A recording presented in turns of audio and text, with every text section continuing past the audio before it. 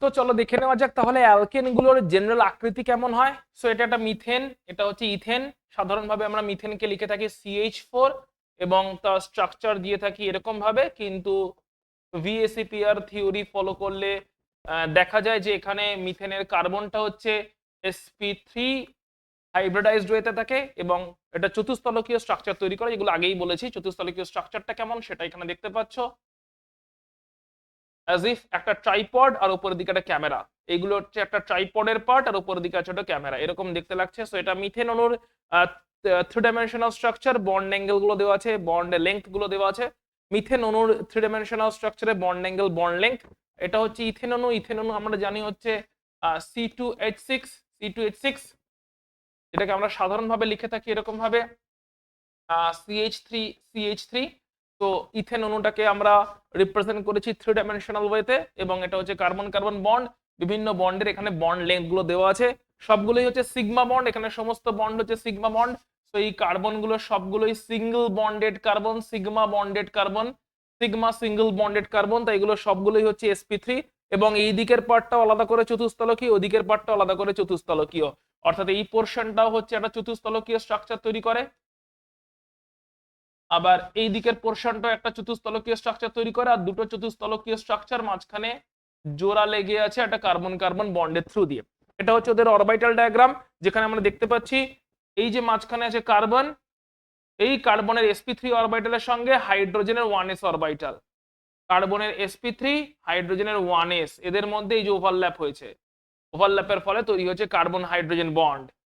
হাইড্রোজেনের 1s আর কার্বনের হচ্ছে sp3, এদের মধ্যে ওভারল্যাপ হয়েছে। কার্বনের sp3 অরবিটাল, হাইড্রোজেনের 1s অরবিটাল, এদের মধ্যে ওভারল্যাপ হচ্ছে। ওভারল্যাপের ফলে তৈরি হয়েছে কার্বন হাইড্রোজেন বন্ডগুলো। কার্বনের sp3 অরবিটাল, হাইড্রোজেনের 1s অরবিটাল, এদের মধ্যে ওভারল্যাপ হওয়ার ফলে এই কার্বন হাইড্রোজেন বন্ডগুলো তৈরি হয়েছে। দেখতে পাচ্ছি কেমন করে সেটা তৈরি হয়েছে।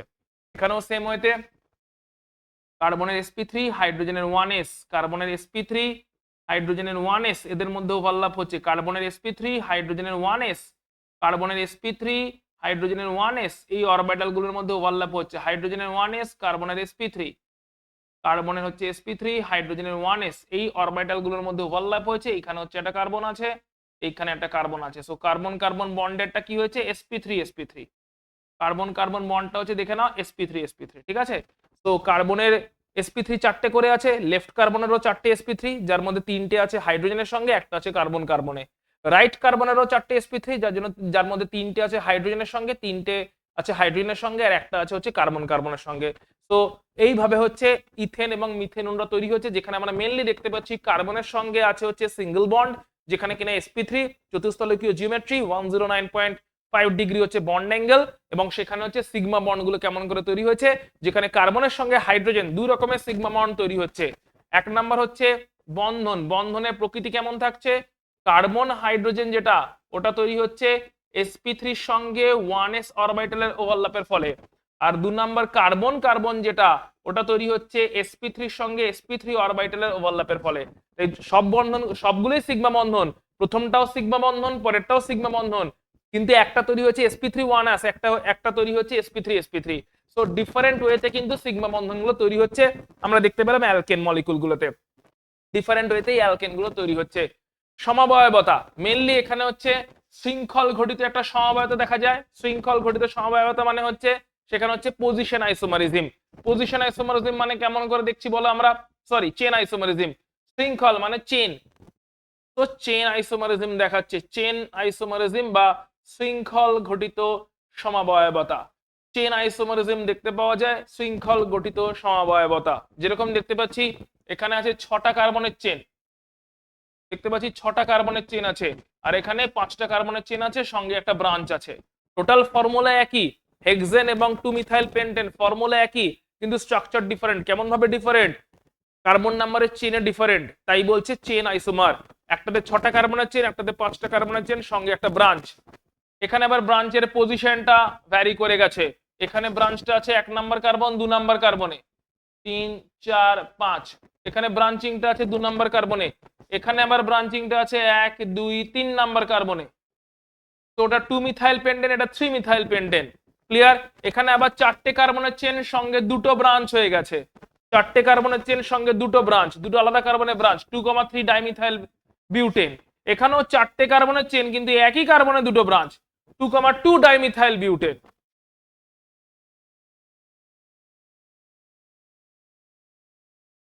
তাহলে ক্লিয়ারলি একটা ছিল হেক্সেন, হেক্সেনের আইসোমারকে হেক্সেনের আইসোমার হয়ে গেল 2 মিথাইল পেন্টেন আর 3 মিথাইল পেন্টেন, এরা হলো চেন আইসোমার।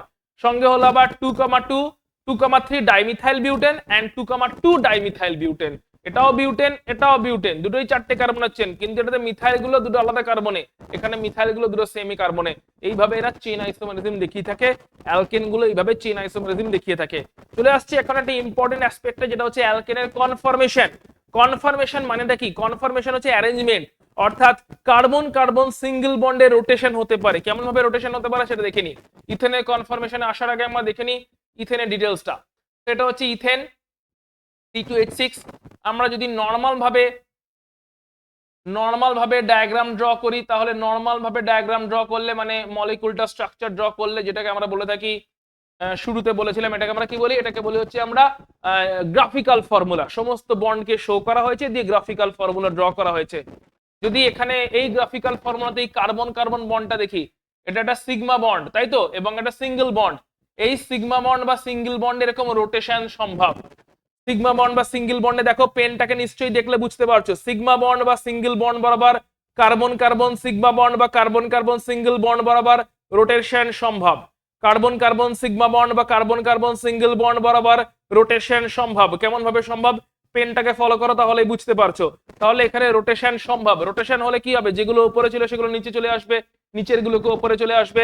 তাহলে দেখো ভালো করে, এই মলিকুলটাকে এখানে রিপ্রেজেন্ট করা হয়েছে। ভালো করে ফোকাস করে নাও, কোনটাকে কিভাবে রিপ্রেজেন্ট করা হলো। এটাকে কি ফর্ম বলছি, এটাকে কি ফর্ম বলছি। টোটাল রিপ্রেজেন্টেশনটা আমরা ফোকাস করার চেষ্টা করছি। কেমন ভাবে রিপ্রেজেন্টেশনটা হয়েছে ভালো করে দেখো। ধরলাম এটা 1 নাম্বার কার্বন, এটা 2 নাম্বার কার্বন ধরে নিচ্ছি। 1 নাম্বার কার্বনও 3টে হাইড্রোজেন আছে, 2 নাম্বার কার্বনও 3টে হাইড্রোজেন আছে। 1 নাম্বার কার্বনটাকে আমরা ধরলাম ফ্রন্ট কার্বন, সামনের দিকে যে কার্বনটা আছে ওটা ধরলাম 1 নাম্বার কার্বন। আর 2 নাম্বার কার্বনটাকে আমরা ধরলাম পিছনের দিকের carbon, back carbon. Back carbon, ভালো করে ফোকাস করো। এইটা হচ্ছে front carbon, this is our front carbon, সামনের দিকের যে কার্বনটা ছিল। ঠিক আছে, এখানে কিভাবে দেখছি আমরা? কার্বন কার্বন বন্ডটাকে এইভাবে দেখছি, তাই না? আমরা দেখছি কিভাবে? এইভাবে দেখছি। কিন্তু যদি মলিকুলটাকে আমরা এইভাবে দেখছি, কার্বন কার্বন বন্ডটাকে এইভাবে দেখছি, কিন্তু যদি আমরা এইভাবে দেখি, ভালো করে বুঝে না আমরা কিভাবে দেখছি আর কিভাবে দেখতে চাইছি। আমরা দেখছি হচ্ছে কার্বন কার্বন বন্ডটাকে এরকম ভাবে, রাইট? কার্বন কার্বন বন্ডটাকে এরকম ভাবে দেখছি। এরকম ভাবে না দেখে যদি আমরা মলিকুলটাকে এরকম ভাবে দেখি, অর্থাৎ সামনে আছে ফ্রন্ট কার্বন, পিছনে আছে ব্যাক কার্বন। সামনে আছে কি আছে? সামনে আছে ফ্রন্ট কার্বন, পিছনে আছে ব্যাক কার্বন। আমরা এরকম ভাবে দেখছিলাম এতক্ষণ, এরকম ভাবে দেখছিলাম। ওইদিকে আছে ফ্রন্ট কার্বন, এদিকে আছে ব্যাক কার্বন। আমরা এরকম ভাবে কার্বন কার্বন বন্ড বরাবর দেখছিলাম। এখন আমরা এইভাবে দেখছি মলিকুলটাকে, এইখানে আছে ফ্রন্ট, ওখানে আছে ব্যাক। তাহলেই আমরা দেখতে পাবো হচ্ছে এই স্ট্রাকচারটা, যেখানে ফ্রন্ট কার্বনটাকে দেখিয়েছি। এই হাইড্রোজেন গুলো সবই হচ্ছে ফ্রন্ট হাইড্রোজেন। এই হাইড্রোজেন গুলো সবগুলোই হচ্ছে ফ্রন্ট হাইড্রোজেন, যেগুলো ড্র করলাম ফ্রন্ট হাইড্রোজেন। কার্বন কার্বন বন্ডটা দেখতে পাচ্ছি না, কারণ কার্বন কার্বন বন্ডটা ফ্রন্ট কার্বনের পিছনে চাপা পড়ে গেছে। ফ্রন্ট কার্বন 1 নাম্বার কার্বন বা ফ্রন্ট কার্বন, তার পিছনে কার্বন কার্বন বন্ড চাপা পড়ে গেছে। এন্ড হাইড্রোজেন গুলো চাপা পড়ে গেছে, সাইড দিয়ে একটুখানি বের করে রাখা আছে, সেটা হচ্ছে ব্যাক কার্বন। তার মানে এইটা, এই পিছনের এই বন্ডটা, এটা হচ্ছে বেসিক্যালি ব্যাক কার্বন। সাইড থেকে একটুখানি দেখানো হয়েছে, বেসিক্যালি চাপা পড়ে গেছে সামনের কার্বনের পিছনে, ব্যাক কার্বন। সামনে থেকে যখন এইভাবে দেখছি, সামনে থেকে যখন এইভাবে দেখছি, তখন কার্বন ফ্রন্টটাই দেখতে পাচ্ছি, হাইড্রোজেনের ফ্রন্ট গুলোই দেখতে পাচ্ছি, কিন্তু ব্যাক কার্বনটা দেখতে পাচ্ছি না। ব্যাক হাইড্রোজেন গুলো দেখতে পাওয়ার কথা নয়, সাইড থেকে একটু বেরিয়ে আছে দেখতে পাচ্ছি কেবলমাত্র। আর কার্বন কার্বন যে বন্ডটা, ওটাও চাপা পড়ে গেছে ফ্রন্ট কার্বনের পিছনে। তাহলে খালি দেখছি হচ্ছে ফ্রন্ট কার্বন, ব্যাকটাকে দেখতে পাচ্ছি না। ফ্রন্ট কার্বন দেখছি, কার্বন কার্বন বন্ড দেখতে পাচ্ছি না, ব্যাক কার্বনটাও দেখতে পাচ্ছি না। আর ব্যাক কার্বনের হাইড্রোজেন গুলো চাপা পড়ে গেছে বলে দেখতে পাচ্ছি না। তো এগুলো হচ্ছে সবগুলোই ব্যাক হাইড্রোজেন, যেগুলো সাইডে লিখেছি সেগুলো হচ্ছে সবই ব্যাক হাইড্রোজেন, যেটা কিনা ব্যাক কার্বনের পিছনে। এটা হচ্ছে ব্যাক কার্বন C2,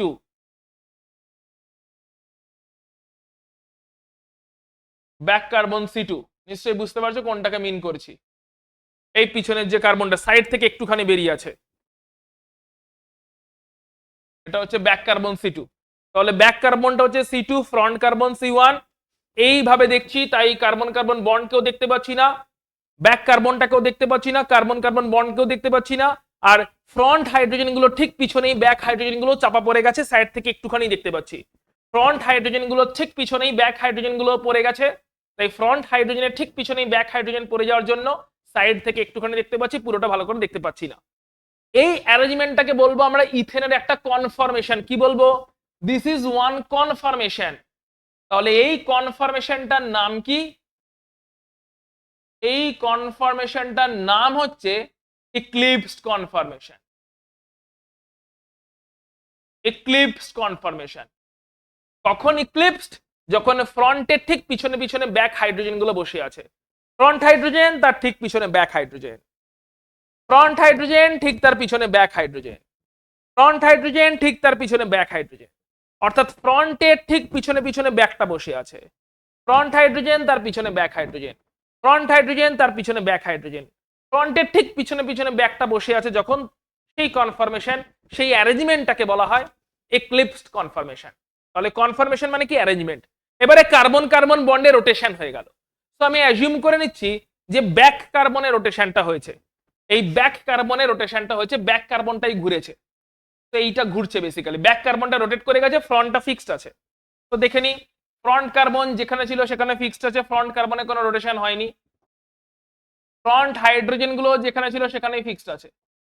এই ফ্রন্ট কার্বন এবং ফ্রন্ট হাইড্রোজেনে কোনো রকম রোটেশন হয়নি, দেখতেই পাচ্ছি। ফ্রন্ট কার্বনও তার জায়গায় ফিক্সড আছে, ফ্রন্ট হাইড্রোজেনও তার জায়গায় ফিক্সড আছে, কিন্তু ব্যাকটা রোটেট করে গেছে অ্যাজ ইফ। আচ্ছা, এরকম ছিল ফ্রন্ট, ফ্রন্টে কোনো রোটেশন হয়নি, ব্যাকটা রোটেট করছে খালি। বুঝতে পারছো নিশ্চয়ই? এই হচ্ছে ফ্রন্ট, ফ্রন্টে কোনো রোটেশন হয়নি, ব্যাক রোটেট করছে, কারণ কার্বন কার্বন সিঙ্গেল বন্ড আছে।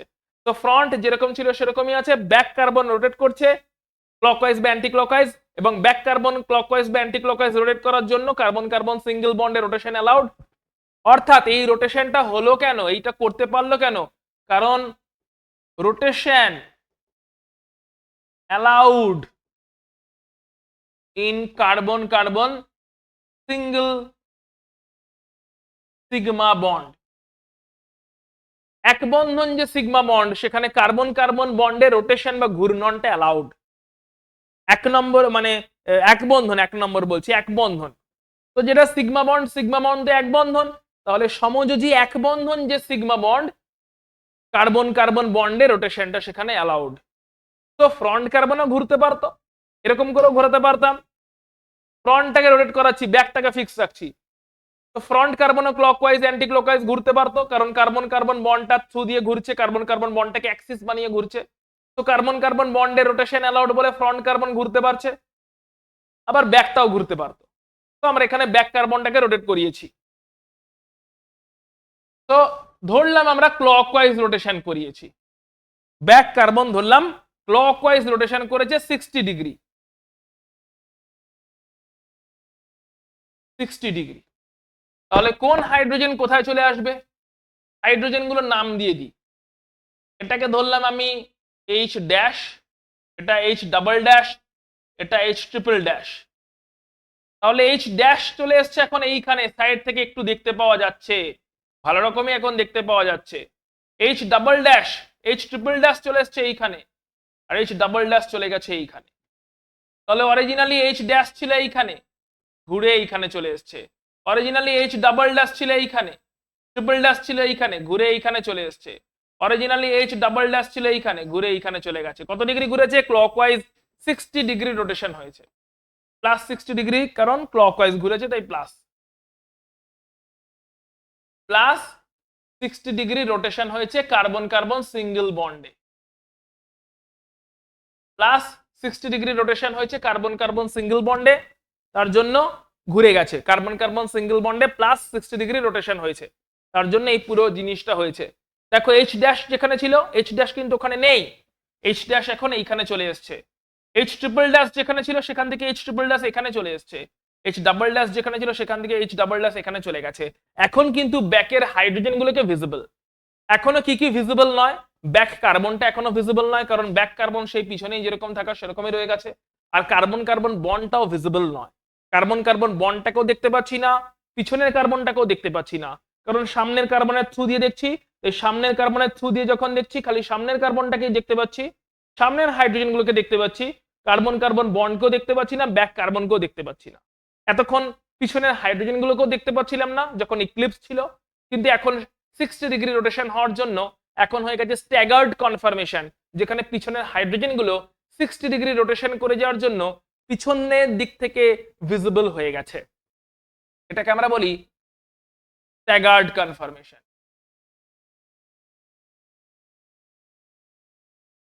Staggered confirmation. তাহলে এই মলিকুলগুলোর মধ্যে কোনটা ইথেন? এটাও ইথেন, এটাও ইথেন, কিন্তু অ্যারেঞ্জমেন্টটা খালি চেঞ্জ হয়ে যাচ্ছে, তাই দুজনেই হচ্ছে ইথেনের কনফার্মেশন। এটা একটা ইথেনের কনফার্মেশন ইক্লিপসড, যেখানে ফ্রন্টের ঠিক পিছনে পিছনে ব্যাকটা থাকে, যেখানে ফ্রন্টের ঠিক পিছনে পিছনে ব্যাকটা থাকে, ইক্লিপসড।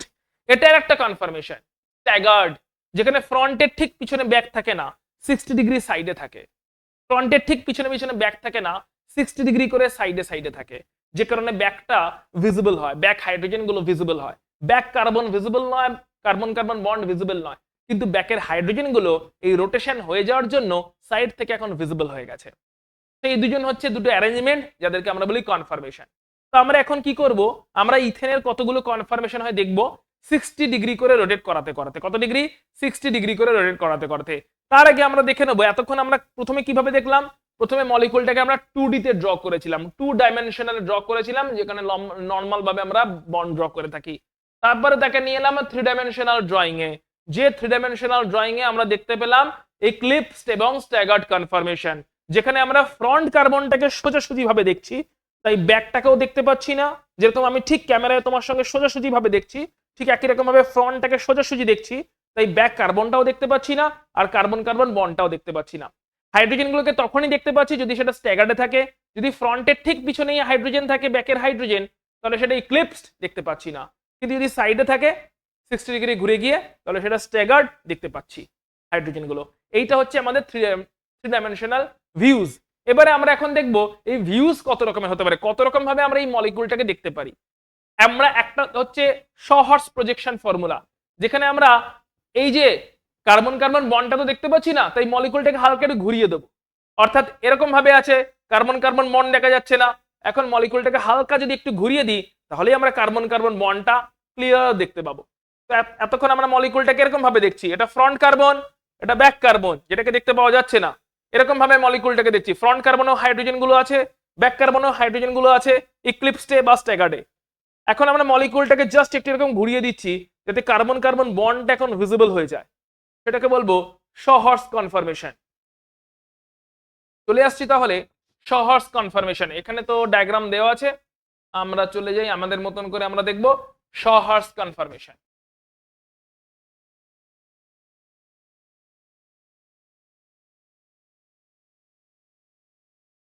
শহর্স শহর্স কনফার্মেশন মানে এই মলিকুলটাকে রিপ্রেজেন্ট করার একটা উপায়। শহর্স কনফার্মেশন হচ্ছে মলিকুলটাকে রিপ্রেজেন্ট করার একটা উপায়। ইথেন মলিকুলকে এখন শহর্সের থ্রু দিয়ে রিপ্রেজেন্ট করছি, যেখানে কার্বন কার্বন বন্ডটাকে দেখতে পাচ্ছি। এটা ব্যাক কার্বন, এটা ফ্রন্ট কার্বন। এক্স্যাক্টলি দেখো, কার্বন কার্বন বন্ডটাকে যদি দেখতে পাই, তাহলে এরকমই মলিকুলটাকে আমাদের দেখতে পাওয়া উচিত। একটু মলিকুলটাকে সাইড করে দেওয়া হয়েছে, একটু টিল্ট করে দেওয়া হয়েছে, একটু কাত করে দেওয়া হয়েছে। এরকম ছিল একদম, এরকম ছিল একদম, একটু এরকম কাত করে দেওয়া হলো। ছিল একদম এরকম, একটু এরকম কাত করে দেওয়া হলো, কাত করে দেওয়া হয়েছে। ছিল হচ্ছে এরকম, এরকম ছিল একদম সোজা, কার্বন কার্বন বন্ড দেখতে পাচ্ছিলাম না, একটু এরকম কাত করে দেওয়া হয়েছে যাতে কার্বন কার্বন বন্ডটা দেখতে পাওয়া যায়। তাহলে সেটাকে আমরা বলছি শহর্স কনফার্মেশন। এবারে এই শহর্সে তাহলে এটা হচ্ছে আমাদের কার্বন নাম্বার 1 C1, যেটাকে আমরা ফ্রন্ট কার্বন বলছি। এটা হচ্ছে ব্যাক কার্বন C2। দেখছি কোনখান থেকে? দেখছি কিন্তু এইখান থেকে। অর্থাৎ কার্বন কার্বন বন্ডটাকে এখন একটু সাইড ওয়াইজ দেখতে পাচ্ছি। এই অবস্থায় কি দেখব? এগুলো হচ্ছে সবই ফ্রন্ট কার্বন, তার সঙ্গে হাইড্রোজেন। এগুলো হচ্ছে সবই ব্যাক কার্বন, তার সঙ্গে হাইড্রোজেন। ক্লিয়ারলি দেখতে পাচ্ছি ফ্রন্টের ঠিক পিছনে আছে ব্যাক, ফ্রন্টের ঠিক পিছনে আছে ব্যাক, ফ্রন্টের ঠিক পিছনে আছে ব্যাক। তাই যেহেতু ফ্রন্টের ঠিক পিছনে পিছনে ব্যাকগুলো আছে, তাই এটাকে আমরা বলবো এক্লিপস কনফার্মেশন। এবারে আমরা ব্যাক কার্বনকে 60 ডিগ্রি রোটেট করছি ক্লকওয়াইজ। তাহলে প্লাস 60 ডিগ্রি রোটেশন, প্লাস মানে ক্লকওয়াইজ, ক্লকওয়াইজ 60 ডিগ্রি আমরা রোটেট করছি মলিকিউলটাকে, ব্যাক কার্বনটাকে। প্লাস 60 ডিগ্রি রোটেশন কোথায় হচ্ছে? C2 কার্বনে, back কার্বনে। ব্যাক কার্বনে এখন 60 ডিগ্রি ঘুরে যাবে। তাহলে কেমন দাঁড়াবে? চলো আমরা ফ্রন্টটাতে অ্যাজ ইট ইজ ড্র করে নিই আগে। তো ফ্রন্ট যেরকম ছিল সেরকমই থাকলো, ফ্রন্ট C1 কার্বন যেরকম ছিল সেরকমই থাকলো। ব্যাকটা ঘুরে গেছে, যে এইখানে ছিল সে ঘুরে এখন এইখানে চলে এসছে। আগে কোথায় কোথায় কে কে ছিল দেখে নি। এইখানে যে ছিল সে এইখানে এসছে, এইখানে যে ছিল সে এইখানে এসছে, আর এইখানে যে ছিল সে এইখানে এসছে।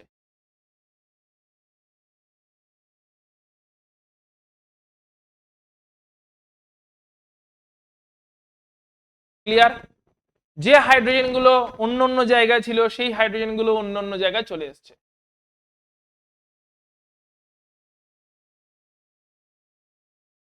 কোথায় ছিল কোথায় এসছে সেটা দেখিয়েছি। তাহলে ছিল হচ্ছে এইখানে, এইখানে আর এইখানে, আর সেখান থেকে ঘুরে অন্যান্য জায়গায় চলে এসছে। এখন তাহলে ফ্রন্টের ঠিক পিছনে কি হাইড্রোজেন আছে? নেই, সে সাইডে ঘুরে গেছে। ফ্রন্টের ঠিক পিছনে কি হাইড্রোজেন আছে? নেই, সে সাইডে ঘুরে গেছে। ফ্রন্টার ঠিক পিছনে কি হাইড্রোজেন আছে? নেই, সে ঘুরে গেছে 60 ডিগ্রি। তাহলে ফ্রন্ট গুলোর এক্স্যাক্টলি পিছনে পিছনে কিন্তু এখন হাইড্রোজেন নেই, কারণ ব্যাক কার্বনের রোটেশন হওয়ার জন্য, back carbon C2 carbon rotation হওয়ার জন্য যে হাইড্রোজেন এরকম ছিল, যে হাইড্রোজেন এরকম ছিল সেদিকে ঘুরে গেছে, যেটা আবার এইখানে ছিল সেইখানে ঘুরে গেছে, যেটা আবার এইখানে ছিল সেটা আবার ওখানে ঘুরে গেছে। তাহলে এটাকে কি বলবো? এটাকে বলবো স্ট্যাগার্ড কনফার্মেশন, যেখানে ফ্রন্টের ঠিক পিছনে পিছনে কিন্তু ব্যাক হাইড্রোজেন গুলো নেই। ফ্রন্ট এটার পিছনেও কোনো ফ্রন্ট নেই, ফ্রন্ট এটার পিছনেও কোনো ফ্রন্ট নেই, ব্যাক নেই, আবার ফ্রন্ট এটার পিছনেও কোনো ব্যাক নেই। ফ্রন্টের ঠিক পিছনে পিছনে কিন্তু ব্যাকগুলো নেই, তখন আমরা বলছি স্ট্যাগার্ড। এখন কথা হচ্ছে ইক্লিপসড এবং স্ট্যাগার্ড এদের মধ্যে স্থায়িত্ব কার বেশি, কে বেশি স্টেবল? ক্লিয়ারলি বুঝতে পারছো? যদি একদম সামনে যে আছে তার পিছনেই একজন বসে থাকে, ওদের মধ্যে একটা স্টেরিক রিপালশন শুরু হয়ে যাবে, ধাক্কাধাক্কি শুরু হয়ে যাবে, কারণ মাথা গার্ড হয়ে যাচ্ছে না। সামনে বন্ধু বসে থাকলে যা হয়, এই মাথাটা সরাতো, বোর্ডটা দেখতে পাচ্ছি না, করতে থাকি, তাই না? একদম সেরকমই হবে। সামনে একটা হাইড্রোজেন, ঠিক পিছনে একটা হাইড্রোজেন, দুটো হাইড্রোজেনের যে ইলেকট্রন ক্লাউড আছে তাদের মধ্যে একটা রিপালশন শুরু হয়ে যাবে, যেটাকে আমরা বলবো স্টেরিক ক্রাউডিং, কারণ দুটো হাইড্রোজেনই কিছুটা করে জায়গা তো অকুপাই করে আছে। তার মানে ইক্লিপসে কি হবে? দুজনের মধ্যে স্থায়িত্ব কার বেশি দেখার জন্য, স্থায়িত্ব, স্থায়িত্ব কার বেশি দেখার জন্য আমরা আরেকবার ড্র করছি। তো হিয়ার ইজ দ্য ইক্লিপসড ওয়ান, ফ্রন্টের ঠিক পিছনে পিছনে ব্যাকগুলো বসে আছে, এবং বসে থাকার জন্য এই যে ফ্রন্ট তার যে হাইড্রোজেন, এই যে ব্যাক তার যে হাইড্রোজেন, অবভিয়াসলি এদের মধ্যে একটা স্টেরিক রিপালশন শুরু হয়ে যাবে। হ্যাঁ, সাইজে ছোট তাই রিপালশনটা কম হবে, কিন্তু একটা স্থানাভাব জনিত অভাব, পীড়ন শুরু হয়ে যাবে, স্টেরিক রিপালশন বা স্টেরিক ক্রাউডিং বা স্টেরিক হিন্ড্রেন্স। স্থানাভাব জনিত পীড়ন, কি বলে স্টেরিককে? স্থানাভাব জনিত পীড়ন। মানে এই হাইড্রোজেনটাও কিছুটা জায়গা দখল করে আছে, ওই হাইড্রোজেনও জায়গা দখল করে আছে, এ বলছে ভাই একটু সরে বস না, ও বলছে ভাই তুই একটু সরে বস না। এই সেম জিনিস এদের মধ্যেও হবে, এই সেম জিনিস এদের মধ্যেও হবে। সবারই মধ্যে ফ্রন্টের ঠিক পিছনে পিছনে ব্যাকগুলো বসে আছে, ফ্রন্টের ঠিক পিছনে পিছনে ব্যাকগুলো বসে আছে। এই ফ্রন্ট কার্বন, ফ্রন্টের হাইড্রোজেন ব্যাকটাকে বলে ভাই একটু সরে বস না, ব্যাক বলবে এই তুই মাথা সরা না, আমি দেখতে পাচ্ছি না। তার মানে ফ্রন্ট কার্বন আর ব্যাক কার্বন তাদের যে হাইড্রোজেন গুলো আছে তাদের মধ্যে একটা রিপালশন চলতে থাকবে, কারণ একদম পিছনে পিছনে বসে আছে, ঠিক সামনে যে আছে তার পিছনেই একজন বসে আছে। তাহলে ওদের মধ্যে সব সময় চলতে থাকছে একটা স্টেরিক রিপালশন, কারণ দুজনেই কিছুটা করে জায়গা দখল করতে চাইছে। এখানেও একটা হাইড্রোজেন আছে, ওর ঠিক পিছনেই একটা হাইড্রোজেন আছে, দুজনেই কিছুটা করে জায়গা দখল করে আছে, তো ওদের মধ্যে একটা রেষারেষি চলছে, ইলেকট্রনগুলোর মধ্যে একটা রিপালশন চলছে। তাই ইক্লিপসড কনফার্মেশনে যেহেতু রিপালশন চলে, স্টেরিক রিপালশন চলে, কারণ হাইড্রোজেন গুলো ঠিক একটা অন্যটার পিছনে থাকে, তাই অবশ্যই স্টেরিক রিপালশন চলছে, কারণ হাইড্রোজেন গুলো ঠিক পিছনে একটা একটা থাকে, তার জন্য ইক্লিপসড কনফার্মেশন অবশ্যই কম স্টেবল, এক্লিপসড কনফার্মেশন লেস স্টেবল, কম স্থায়ী। অন্যদিকে যদি স্ট্যাগার্ডে যাই, স্ট্যাগার্ডে কেমন থাকে, এই কার্বন কার্বন বন্ড, ফ্রন্ট কার্বনেতে কোনো রোটেশন হয়নি, তাই ফ্রন্ট কার্বনে অ্যাজ ইট ইজ আছে, ব্যাক কার্বনে রোটেশন হয়ে গেছে, ব্যাক কার্বন ঘুরে গেছে, ক্লিয়ারলি দেখতে পাচ্ছি। তো এই ফ্রন্টের পিছনে এখন এক্স্যাক্টলি কেউ নেই, এই ফ্রন্টের পিছনে এখন এক্স্যাক্টলি কেউ নেই, এই ফ্রন্টের পিছনে এখন এক্স্যাক্টলি কেউ নেই, ঘুরে গেছে ওরা। অবভিয়াসলি ফ্রন্ট এখানে ছিল, ব্যাক এখানে ছিল, এখন ঘুরে গেছে, তাহলে অবভিয়াসলি কেউ নেই না সামনে, এরও পিছনে কেউ নেই না, তার মানে ঘুরে যাওয়ার জন্য ক্লিয়ারলি রিপালশনটা কমে গেল। ফ্রন্ট এখানে ছিল, ব্যাক এখন ঘুরে গেছে, আগে ব্যাক এখানে ছিল, রিপালশন ছিল, এ ও জায়গা দখল করতে চায়, ও জায়গা দখল করতে চায়, এখন এই ঘুরে গেছে, তাহলে এরও পিছনে কেউ নেই, এরও সামনে কেউ নেই, 60 ডিগ্রি ঘুরে গেছে। এর ফলে কি হলো, রিপালশনটা কমে গেল স্ট্যাগার্ডে, শুধু তো একজন ঘুরেনি, সব কটাই ঘুরে গেছে। তাহলে স্ট্যাগার্ড কনফরমেশন যখন তৈরি হলো, স্ট্যাগার্ড কনফরমেশন যখন তৈরি হলো, ওখানে কিন্তু রিপালশনটা কমে গেল, এখানে লেস স্টেরিক রিপালশন, কারণ সামনের ঠিক পিছনে পিছনে এক্স্যাক্টলি কেউ নেই, সামনের জন্য ঠিক পিছনে পিছনে এক্স্যাক্টলি কেউ নেই যার সঙ্গে মারামারি করে জায়গা দখল করতে হবে। স্ট্যাগার্ড কনফরমেশন অবশ্যই মোর স্টেবল, স্ট্যাগার্ড কনফরমেশন অবশ্যই মোর স্টেবল। ক্লিয়ার হয়েছে, মাথায় ঢুকেছে অনেকটা ব্যাপারটা?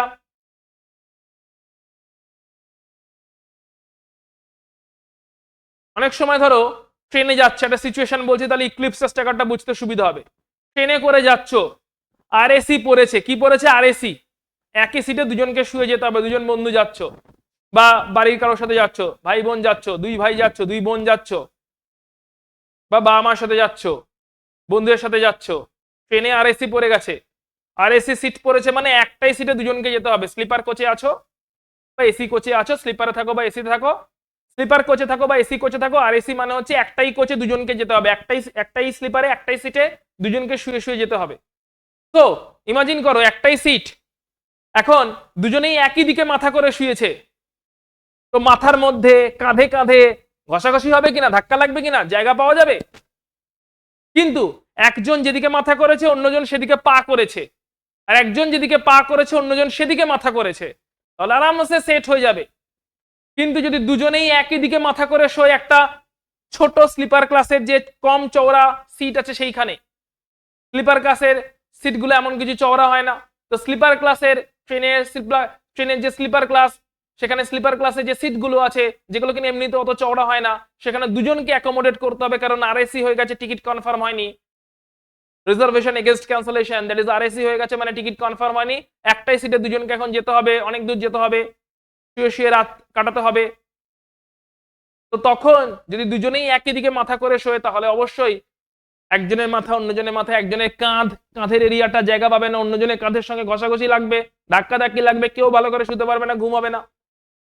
কিন্তু একদিকে একজনের মাথা, অন্যদিকে অন্যজনের পা যদি হয়ে যায়, দুজনের মাথা যদি উল্টো দিকে হয়ে যায়, আরামসে দুজনে শুয়ে পড়তে পারবে, একটা রাত অন্তত কেটে যাবে, ট্রেনের জার্নিটা অন্তত কেটে যাবে ভালোভাবে, খুব একটা অসুবিধা হবে না।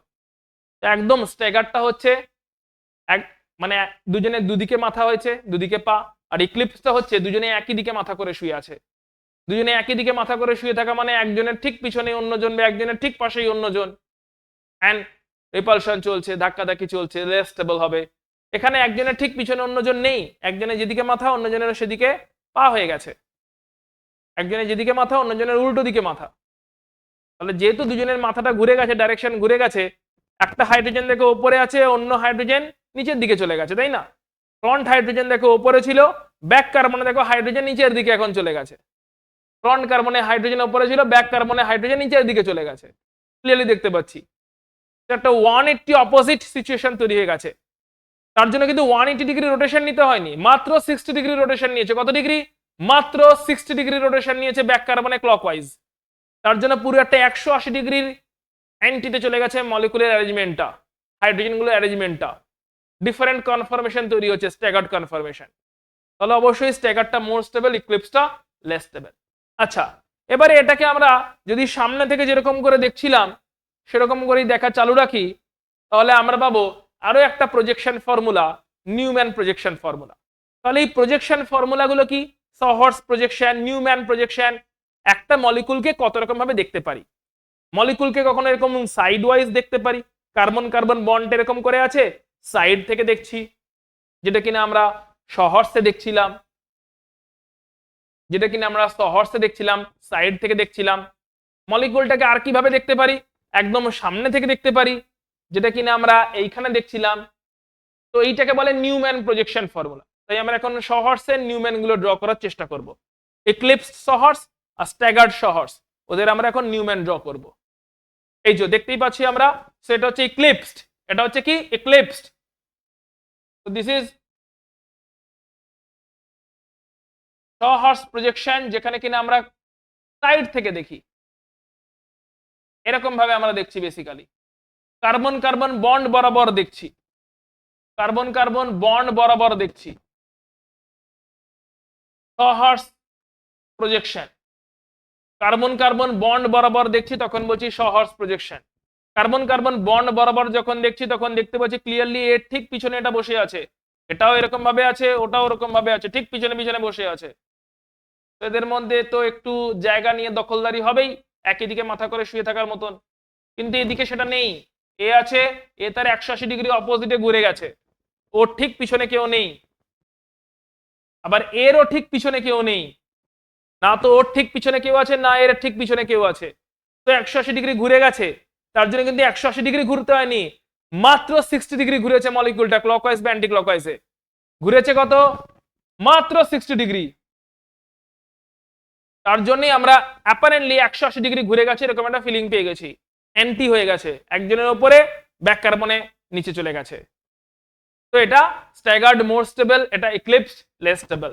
এখন এখান থেকে যদি আমরা নিউম্যান প্রজেকশন ড্র করার চেষ্টা করি, তাহলে নিউম্যানটা কেমন করে ড্র করবো ভালো করে দেখে নেওয়ার চেষ্টা করো। নিউম্যানটা ড্র করছি, সেটা হচ্ছে এক্লিপসড, এই এক্লিপস থেকে নিউম্যান ড্র করছি। নিউম্যান যখন ড্র করব তখন আমরা কোনখান থেকে দেখব? তখন আমরা কার্বন কার্বন বন্ড বরাবর দেখছি।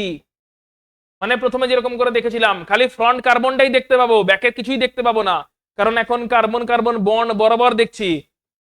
এখন কার্বন কার্বন বন্ডটাকে দেখছি না, একটা হচ্ছে কার্বন কার্বন বন্ডের সঙ্গে পারপেন্ডিকুলার ভাবে দেখা মলিকুলটাকে, আর একটা হচ্ছে কার্বন কার্বন বন্ডের সঙ্গে প্যারালালি দেখা মলিকুলটাকে। তাই এখন কিন্তু কার্বন কার্বন বন্ড বরাবর দেখছি, কার্বন কার্বন বন্ড বরাবর মলিকুলটাকে যদি দেখি, তাহলে তৈরি হবে নিউম্যান প্রজেকশন ফর্মুলা। কেমন করে রাখবো? খালি ফ্রন্ট কার্বনটা দেখতে পাচ্ছি, so here is the front carbon, carbon carbon bond বরাবর দেখছি, কার্বন কার্বন বন্ড বরাবর দেখছি, তাই ফ্রন্ট কার্বনই দেখতে পাবো। ব্যাক কার্বন তো ফ্রন্টের পিছনে ঢাকা পড়ে যাবে। ফ্রন্টের হাইড্রোজেন গুলো দেখতে পাবো, দেখতে পাচ্ছি। ব্যাকের হাইড্রোজেন গুলো দেখতে পাওয়ার কথা নয়, তাই ডট দিয়ে সাইডে লিখে দিয়েছি, কারণ ব্যাকের হাইড্রোজেনটাও বেসিক্যালি ফ্রন্টের হাইড্রোজেনের পিছনে ঢাকাই পড়ে যাওয়ার কথা, অর্থাৎ এক্স্যাক্টলি দেখতে পাওয়ার কথা এইটুকু, এইটুকুই এক্স্যাক্টলি দেখতে পাওয়ার কথা। মার্সিডিজ বেঞ্জ, এটা হচ্ছে ফ্রন্ট কার্বন, এগুলো হচ্ছে ফ্রন্ট হাইড্রোজেন।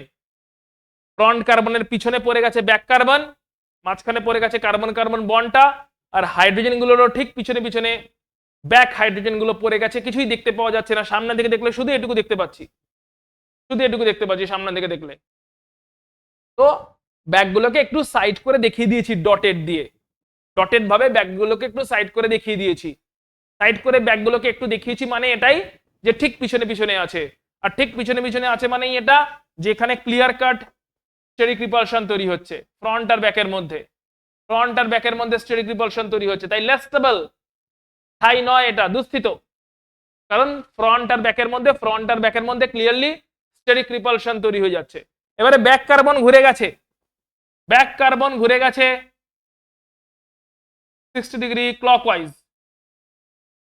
তাহলে এখন ব্যাক হাইড্রোজেনটাকে দেখতে পাওয়া যাচ্ছে এইখানে, কারণ ব্যাক হাইড্রোজেন আগে ঘুরে গেছে, ব্যাক হাইড্রোজেন গুলো ঘুরে গেছে। তাহলে যেহেতু ব্যাক হাইড্রোজেন গুলো ঘুরে গেছে, তাই এখন ব্যাক হাইড্রোজেন গুলোকে সাইড থেকে দেখতে পাওয়া যাচ্ছে। ক্লিয়ার তাহলে? এবং এটা স্ট্যাগার তৈরি হচ্ছে, অবশ্যই এটা মোর স্টেবল। তাহলে এটাকে বলি আমরা নিউম্যান প্রজেকশন ফর্মুলা। তাহলে কার্বন কার্বন বন্ড বরাবর যখন সাইড থেকে দেখছিলাম সহর্স প্রজেকশন ফর্মুলা, ওটাকে যখন সামনে থেকে একদম কার্বন কার্বন বন্ড বরাবর দেখছি তখন বলছি নিউম্যান প্রজেকশন ফর্মুলা। বরাবর যখন দেখছি তখন খালি ফ্রন্টটাকেই দেখতে পাওয়া যায়, ব্যাকটাকে দেখতে পাওয়া যায় না যদি না সাইডে ঘুরে যায়। তাই ফ্রন্টটাকেই খালি অ্যাকচুয়ালি দেখতে পাওয়ার কথা, ফ্রন্ট কার্বন দেখতে পাবো, ফ্রন্টের হাইড্রোজেন গুলো দেখতে পাবো না, না তো কার্বন কার্বন বন্ডটা দেখতে পাবো, না পিছনের কার্বনটাকে দেখতে পাবো, না পিছনের হাইড্রোজেন গুলোকে দেখতে পাবো, কারণ সবগুলোই সামনেটার পিছনে চাপা পড়ে গেছে, ঢাকা পড়ে গেছে। তো সাইড করে একটুখানি দেখিয়েছি আছে বোঝানোর জন্য। কিন্তু যদি ক্লকওয়াইজ বা অ্যান্টি ক্লকওয়াইজ 60 ডিগ্রি মতন ঘুরিয়ে দিই তাহলে এই ব্যাকের হাইড্রোজেন গুলো সাইড থেকে একটু উঁকি মারার মতন করে মাথা দেখতে পাওয়া যাবে। অর্থাৎ যেরকমটা তুমি করে থাকো, ক্লাসে তোমার সামনে কেউ একজন বসে পড়েছে, তার মাথাতে তোমার মাথা ঢাকা পড়ে গেছে, তুমি কি করো, এই যে সাইড দিয়ে উঁকি মারো না, তো মাথাকে কত ডিগ্রি ঘোরালে, এই তো 60 ডিগ্রি ঘোরালে, তখনই সাইড থেকে তুমি দেখতে পাচ্ছ। ক্লিয়ার হয়ে গেছে আশা করি। তোমার ছিল এরকম সামনে বসে গেছে অন্য কোনো স্টুডেন্টস এর মাথা, তুমি দেখতে পাচ্ছ না, তুমি ক্লকওয়াইজ বা অ্যান্টি ক্লকওয়াইজ কত ডিগ্রি ঘোরাচ্ছ, 60 ঘোরাচ্ছ, যেই 60 ঘোরালে তুমি এখন সাইড থেকে দেখতে পাচ্ছ, 60 ঘোরাও সাইড থেকে দেখতে পাবে। দিস রোটেশনের জন্যই স্ট্যাগারটা তৈরি হয়ে যাচ্ছে, ওটা মোর স্টেবল। কেন? কারণ তখন তুমি দেখতে পাচ্ছ কাজ মিটে যাচ্ছে, রিপালশনটা হচ্ছে না সামনের জন্য থেকে। আশা করছি কনফার্মেশন গুলো ইক্লিপস স্ট্যাগারটা বুঝতে পেরেছো। এখন ইথেন মলিকুলে কত রকমের কনফার্মেশন হয় এবং তাদের এনার্জি ডায়াগ্রামটা আমরা ফিগার আউট করব। তো চলো আমরা কি করব, ব্যাক কার্বনটাকে 60 ডিগ্রি করে ক্লকওয়াইজ ঘুরিয়ে ঘুরিয়ে যাব যতক্ষণ না পর্যন্ত কোনো একটা হাইড্রোজেন পুরো 360 ডিগ্রি ঘুরে আসে। 60 60 60 60 60 60 করে করে আমরা ব্যাক কার্বনের হাইড্রোজেনটাকে, যে কোনো একটা হাইড্রোজেনকে টার্গেট করব, এটাকে পুরো 360 ডিগ্রি ঘোরাবো। তো চলো শুরু করা যাক। Different conformation of ethane. তাহলে বুঝতে পারবো কে এক্লিপসড কে স্ট্যাগার্ড, কতগুলো এক্লিপসড কতগুলো স্ট্যাগার্ড হচ্ছে পুরো 360 ডিগ্রি রোটেশন যদি হয়। রোটেশনটা কেন হচ্ছে? কারণ আগেই বলেছি কার্বন কার্বন সিঙ্গেল বন্ডে রোটেশন সম্ভব, কার্বন কার্বন সিঙ্গেল বন্ডে ফ্রন্ট বা ব্যাক রোটেশন সম্ভব, দুদিক থেকেই সম্ভব। কার্বন কার্বন সিঙ্গেল বন্ডে ফ্রন্ট বা ব্যাক দুদিক থেকেই রোটেশন সম্ভব, তাই এই রোটেশনটা হচ্ছে। সো ডিফারেন্ট কনফার্মেশন,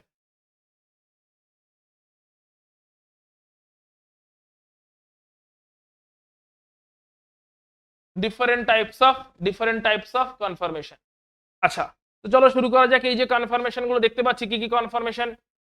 প্রথমে রাখলাম নিউম্যানে রাখছি, সেটা ফ্রন্ট কার্বন, ফ্রন্ট কার্বনে আছে ফ্রন্ট হাইড্রোজেন গুলো, ব্যাক গুলোকে তো দেখতে পাওয়া যাওয়ার কথা নয়, সাইড থেকে একটু উঁকি মারছে মতন করে দেখাচ্ছি, সাইড থেকে একটু উঁকি মারছে মতন করে দেখাচ্ছি, এই নাও একদম ঠিক পিছনে পিছনে আছে, তার জন্য স্টেরিক রিপালশনও আছে, এটাকে বলছি কনফার্মেশন 1। এবারে ব্যাকে খালি 60 ডিগ্রি রোটেট করেছি, ফ্রন্টেও করতে পারতাম, ব্যাক দিয়ে করছি বুঝতে সুবিধা হয় বলে।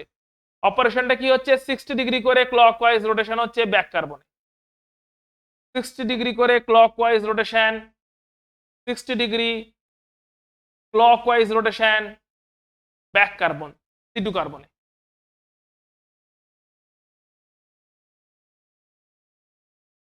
তো এটা তো ফ্রন্ট কার্বন, ফ্রন্ট কার্বনের ঠিক পিছনেটা ব্যাক কার্বন, দেখতে পাচ্ছি না।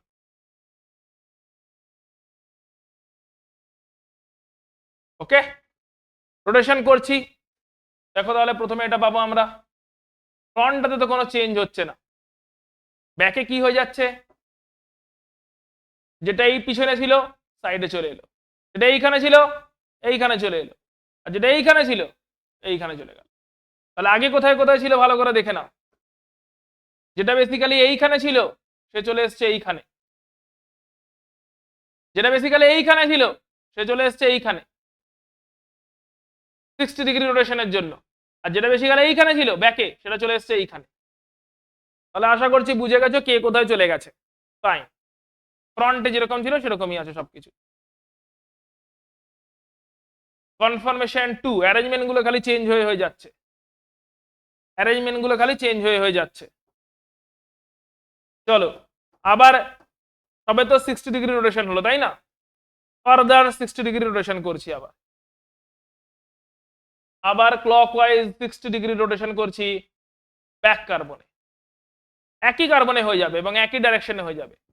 তো যেই ব্যাকে আমরা 60 রোটেশন করছি, ফ্রন্টে তো কোনো চেঞ্জ নেই, ফ্রন্টে তো মার্সিডিজ বেঞ্জের লোগো হয়েই আছে, কিন্তু ব্যাকের যে এইখানে ছিল সে এখন চলে এসছে এইখানে। ব্যাকের যে এইখানে ছিল সে চলে গেছে এইখানে। ব্যাকের যে এইখানে ছিল সে চলে গেছে এইখানে। তাহলে আগে কোথায় কোথায় ছিল একবার দেখে নি। এইখানে ছিল না, এইখানে চলে এসছে। এইখানে ছিল, এইখানে চলে গেছে। এইখানে ছিল, 60 ডিগ্রি রোটেশন হওয়াতে এইখানে চলে গেছে। আশা করি বুঝে গেছে কেমন করে রোটেশনটা হচ্ছে। কন্টিনিউ করছি, কারণ এখনো পর্যন্ত মাত্র 120 রোটেশন হয়েছে, আমাদের 360 রোটেশন অব্দি যেতে হবে। সেটাকে বলছি আমরা confirmation three. Confirmation three. Further clockwise rotation, একই ডাইরেকশনে একই অ্যাঙ্গেলে। ক্লকওয়াইজ 60 ডিগ্রি রোটেশন হচ্ছে ব্যাক কার্বনে। ক্লিয়ার? তো ফ্রন্টে তো কোনো চেঞ্জ নেই।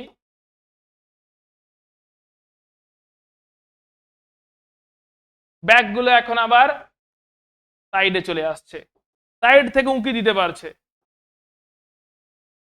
ব্যাকগুলো আবার সাইড থেকে উঁকি দিতে পারছে, এবং এটা হলো গেল 4 কনফার্মেশন আমাদের। কন্টিনিউ করছি। আবার ক্লকওয়াইজ 60 ডিগ্রি রোটেশন ব্যাক কার্বনে, একই কার্বনে করে যেতে হবে, এমন নয় যে একবার ফ্রন্ট একবার ব্যাক।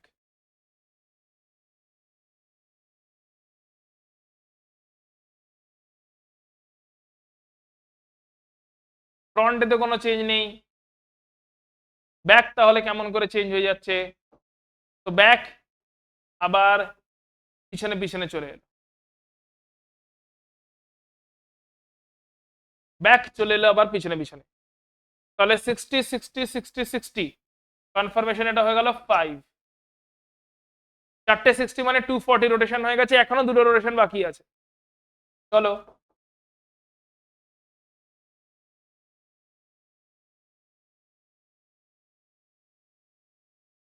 ফ্রন্টে তো কোনো চেঞ্জ নেই, ব্যাকগুলো আবার সাইড থেকে উঁকি দিচ্ছে, কারণ 60 করে রোটেশন আবার ক্লকওয়াইজ হয়ে গেছে।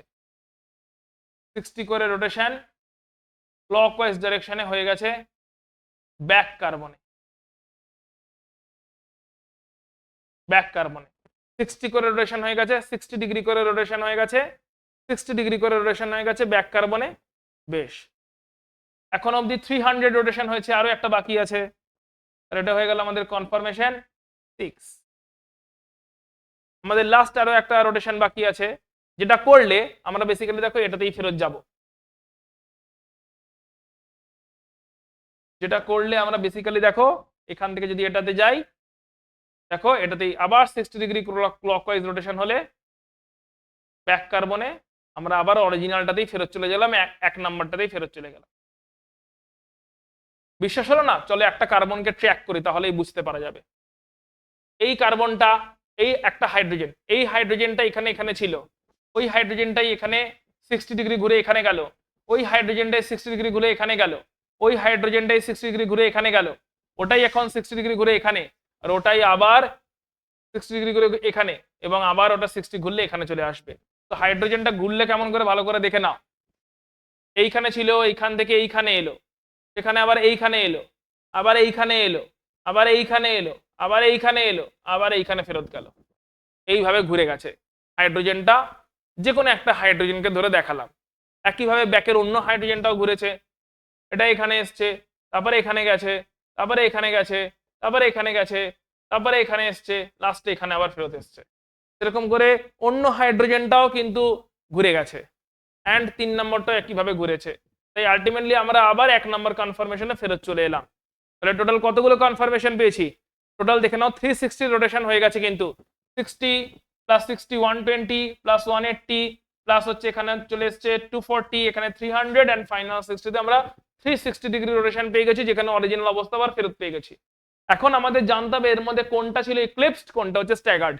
আমরা জানি কেমন করে আইডেন্টিফাই করতে হয়, তো চলো কুইকলি আমরা আইডেন্টিফাই করে নিই কে এক্লিপসড কে স্ট্যাগার্ড। তো কুইকলি 1 নাম্বারটা হচ্ছে এক্লিপসড, 2 নাম্বার হচ্ছে স্ট্যাগার্ড, 3 নাম্বার হচ্ছে আবার এক্লিপসড, পিছনে পিছনে থাকলে এক্লিপসড, আর পাশ থেকে উঁকি মারলে সাইড দিয়ে দেখা গেলে স্ট্যাগার্ড।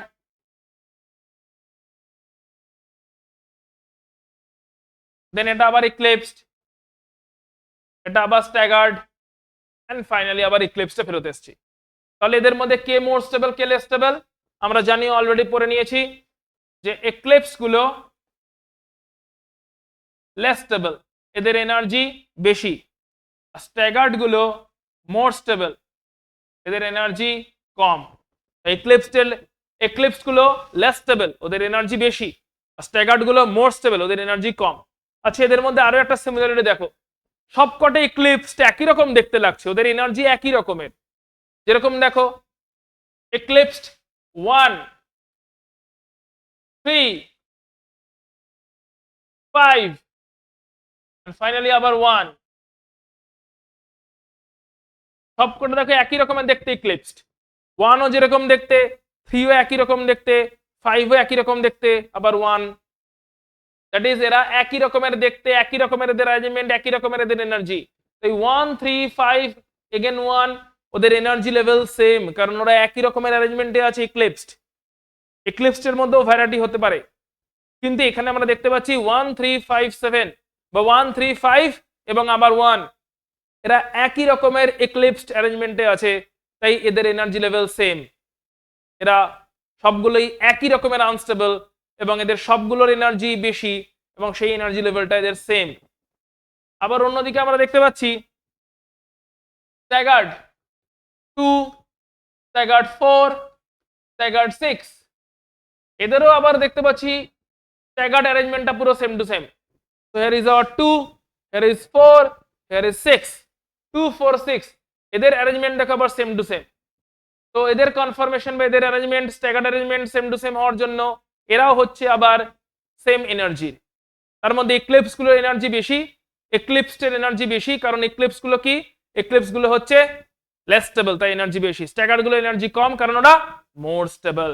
তাহলে এর বেসিসে যদি একটা এনার্জি প্রোফাইল ডায়াগ্রাম বানানো হয়, কেমন দেখতে লাগবে?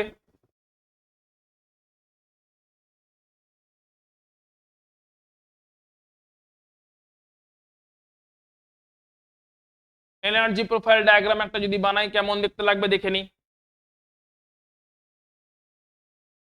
এদিকে লাগছি ঘূর্ণন কোণ বা অ্যাঙ্গেল অফ রোটেশন, প্রথমে 0 ডিগ্রি, তারপরে 60 ডিগ্রি, তারপরে 120 ডিগ্রি, তারপরে 180 ডিগ্রি, তারপরে 240 ডিগ্রি, তারপরে 300 ডিগ্রি, লাস্টে 360 ডিগ্রি। আর এদিকে হচ্ছে এনার্জি। তো ধরলাম 1 নম্বরের এনার্জি হচ্ছে 0 ডিগ্রি, এটা 1 নম্বর কনফিগারেশন, যেটা কিনা এক্লিপসড, ওর এনার্জি বেশি। এটা হবে তাহলে 2 নম্বর কনফিগারেশন, যেটা কিনা স্ট্যাগার্ড, ওর এনার্জি কম। আবার 3 নম্বর কনফিগারেশনটা হবে আবার ইক্লিপসড, ওর এনার্জি আবার বেশি। 4 নম্বর কনফিগারেশন আবার হবে এনার্জি কম, স্ট্যাগার্ড।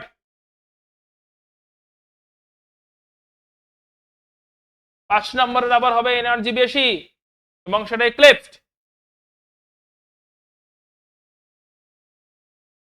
6 নম্বরের আবার হবে এনার্জি কম এবং সেটা স্ট্যাগার্ড।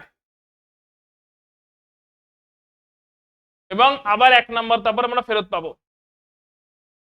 যেটা কিনা আগে দেখতেই জানি ইক্লিপস ছিল, এনার্জি বেশি। তাহলে এনার্জি প্রোফাইল ডায়াগ্রামটা কেমন দেখতে লাগছে?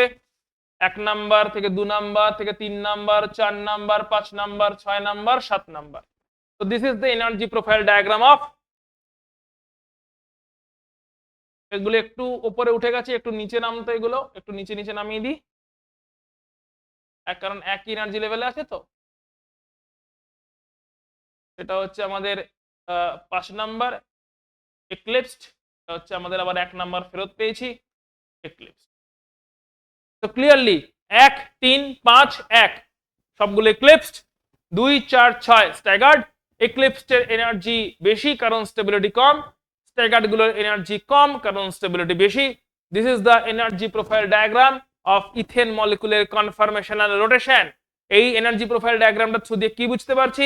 এক্লিপস গুলো হচ্ছে তোমার লেস স্টেবল, স্ট্যাগার্ড গুলো মোর স্টেবল, এবং ইথেন মলিকুল কেবলমাত্র একটাই অ্যারেঞ্জমেন্টে থাকে না, ইথেন মলিকুলের কার্বন কার্বন বন্ডের ব্যাক কার্বন অথবা কার্বন কার্বন বন্ডের ফ্রন্ট কার্বনে রোটেশন হতে থাকে, যে রোটেশনের কারণে ইথেন মলিকুলে কার্বন কার্বন সিঙ্গেল বন্ডের থ্রু দিয়ে রোটেশন হতে থাকে, যে কারণে কার্বন ইথেন মলিকুলগুলো ডিফারেন্ট ডিফারেন্ট অ্যারেঞ্জমেন্ট অ্যাডপ্ট করে, যাদেরকে আমরা কনফরমেশন বলি। অ্যান্ড সেই কনফরমেশনগুলোর এনার্জির ভ্যারিয়েশনটা আমরা দেখতে পেলাম। তো আশা করছি কনফার্মেশন পার্টটা তোমার কাছে পুরোপুরি ক্লিয়ার হয়ে গেছে। আমরা নিচ্ছি একটা ছোট্ট বিরতি, বিরতির পরে ফিরে আসবো অ্যালকেনদের সমস্ত প্রিপারেশন গুলোকে নিয়ে। ততক্ষণ পর্যন্ত দেখতে থাকো, কিন্তু কেউ কোথাও যেও না, এক্ষুনি আমরা ফিরছি। তো ফিরে এলাম বিরতির পর, শুরু করছি অ্যালকেনদের প্রস্তুতি। মেকানিজমস যেখানে দরকার একটুখানি ডিসকাস করে দেবো, আদারওয়াইজ আমরা রিঅ্যাকশনস গুলোতে মেন ফোকাস করবো, কারণ মেকানিজমের জন্য আগেও বলেছি একটা সেপারেট পুরো ভিডিও রেডি করে রাখা আছে, সেটা দেখে নেবে।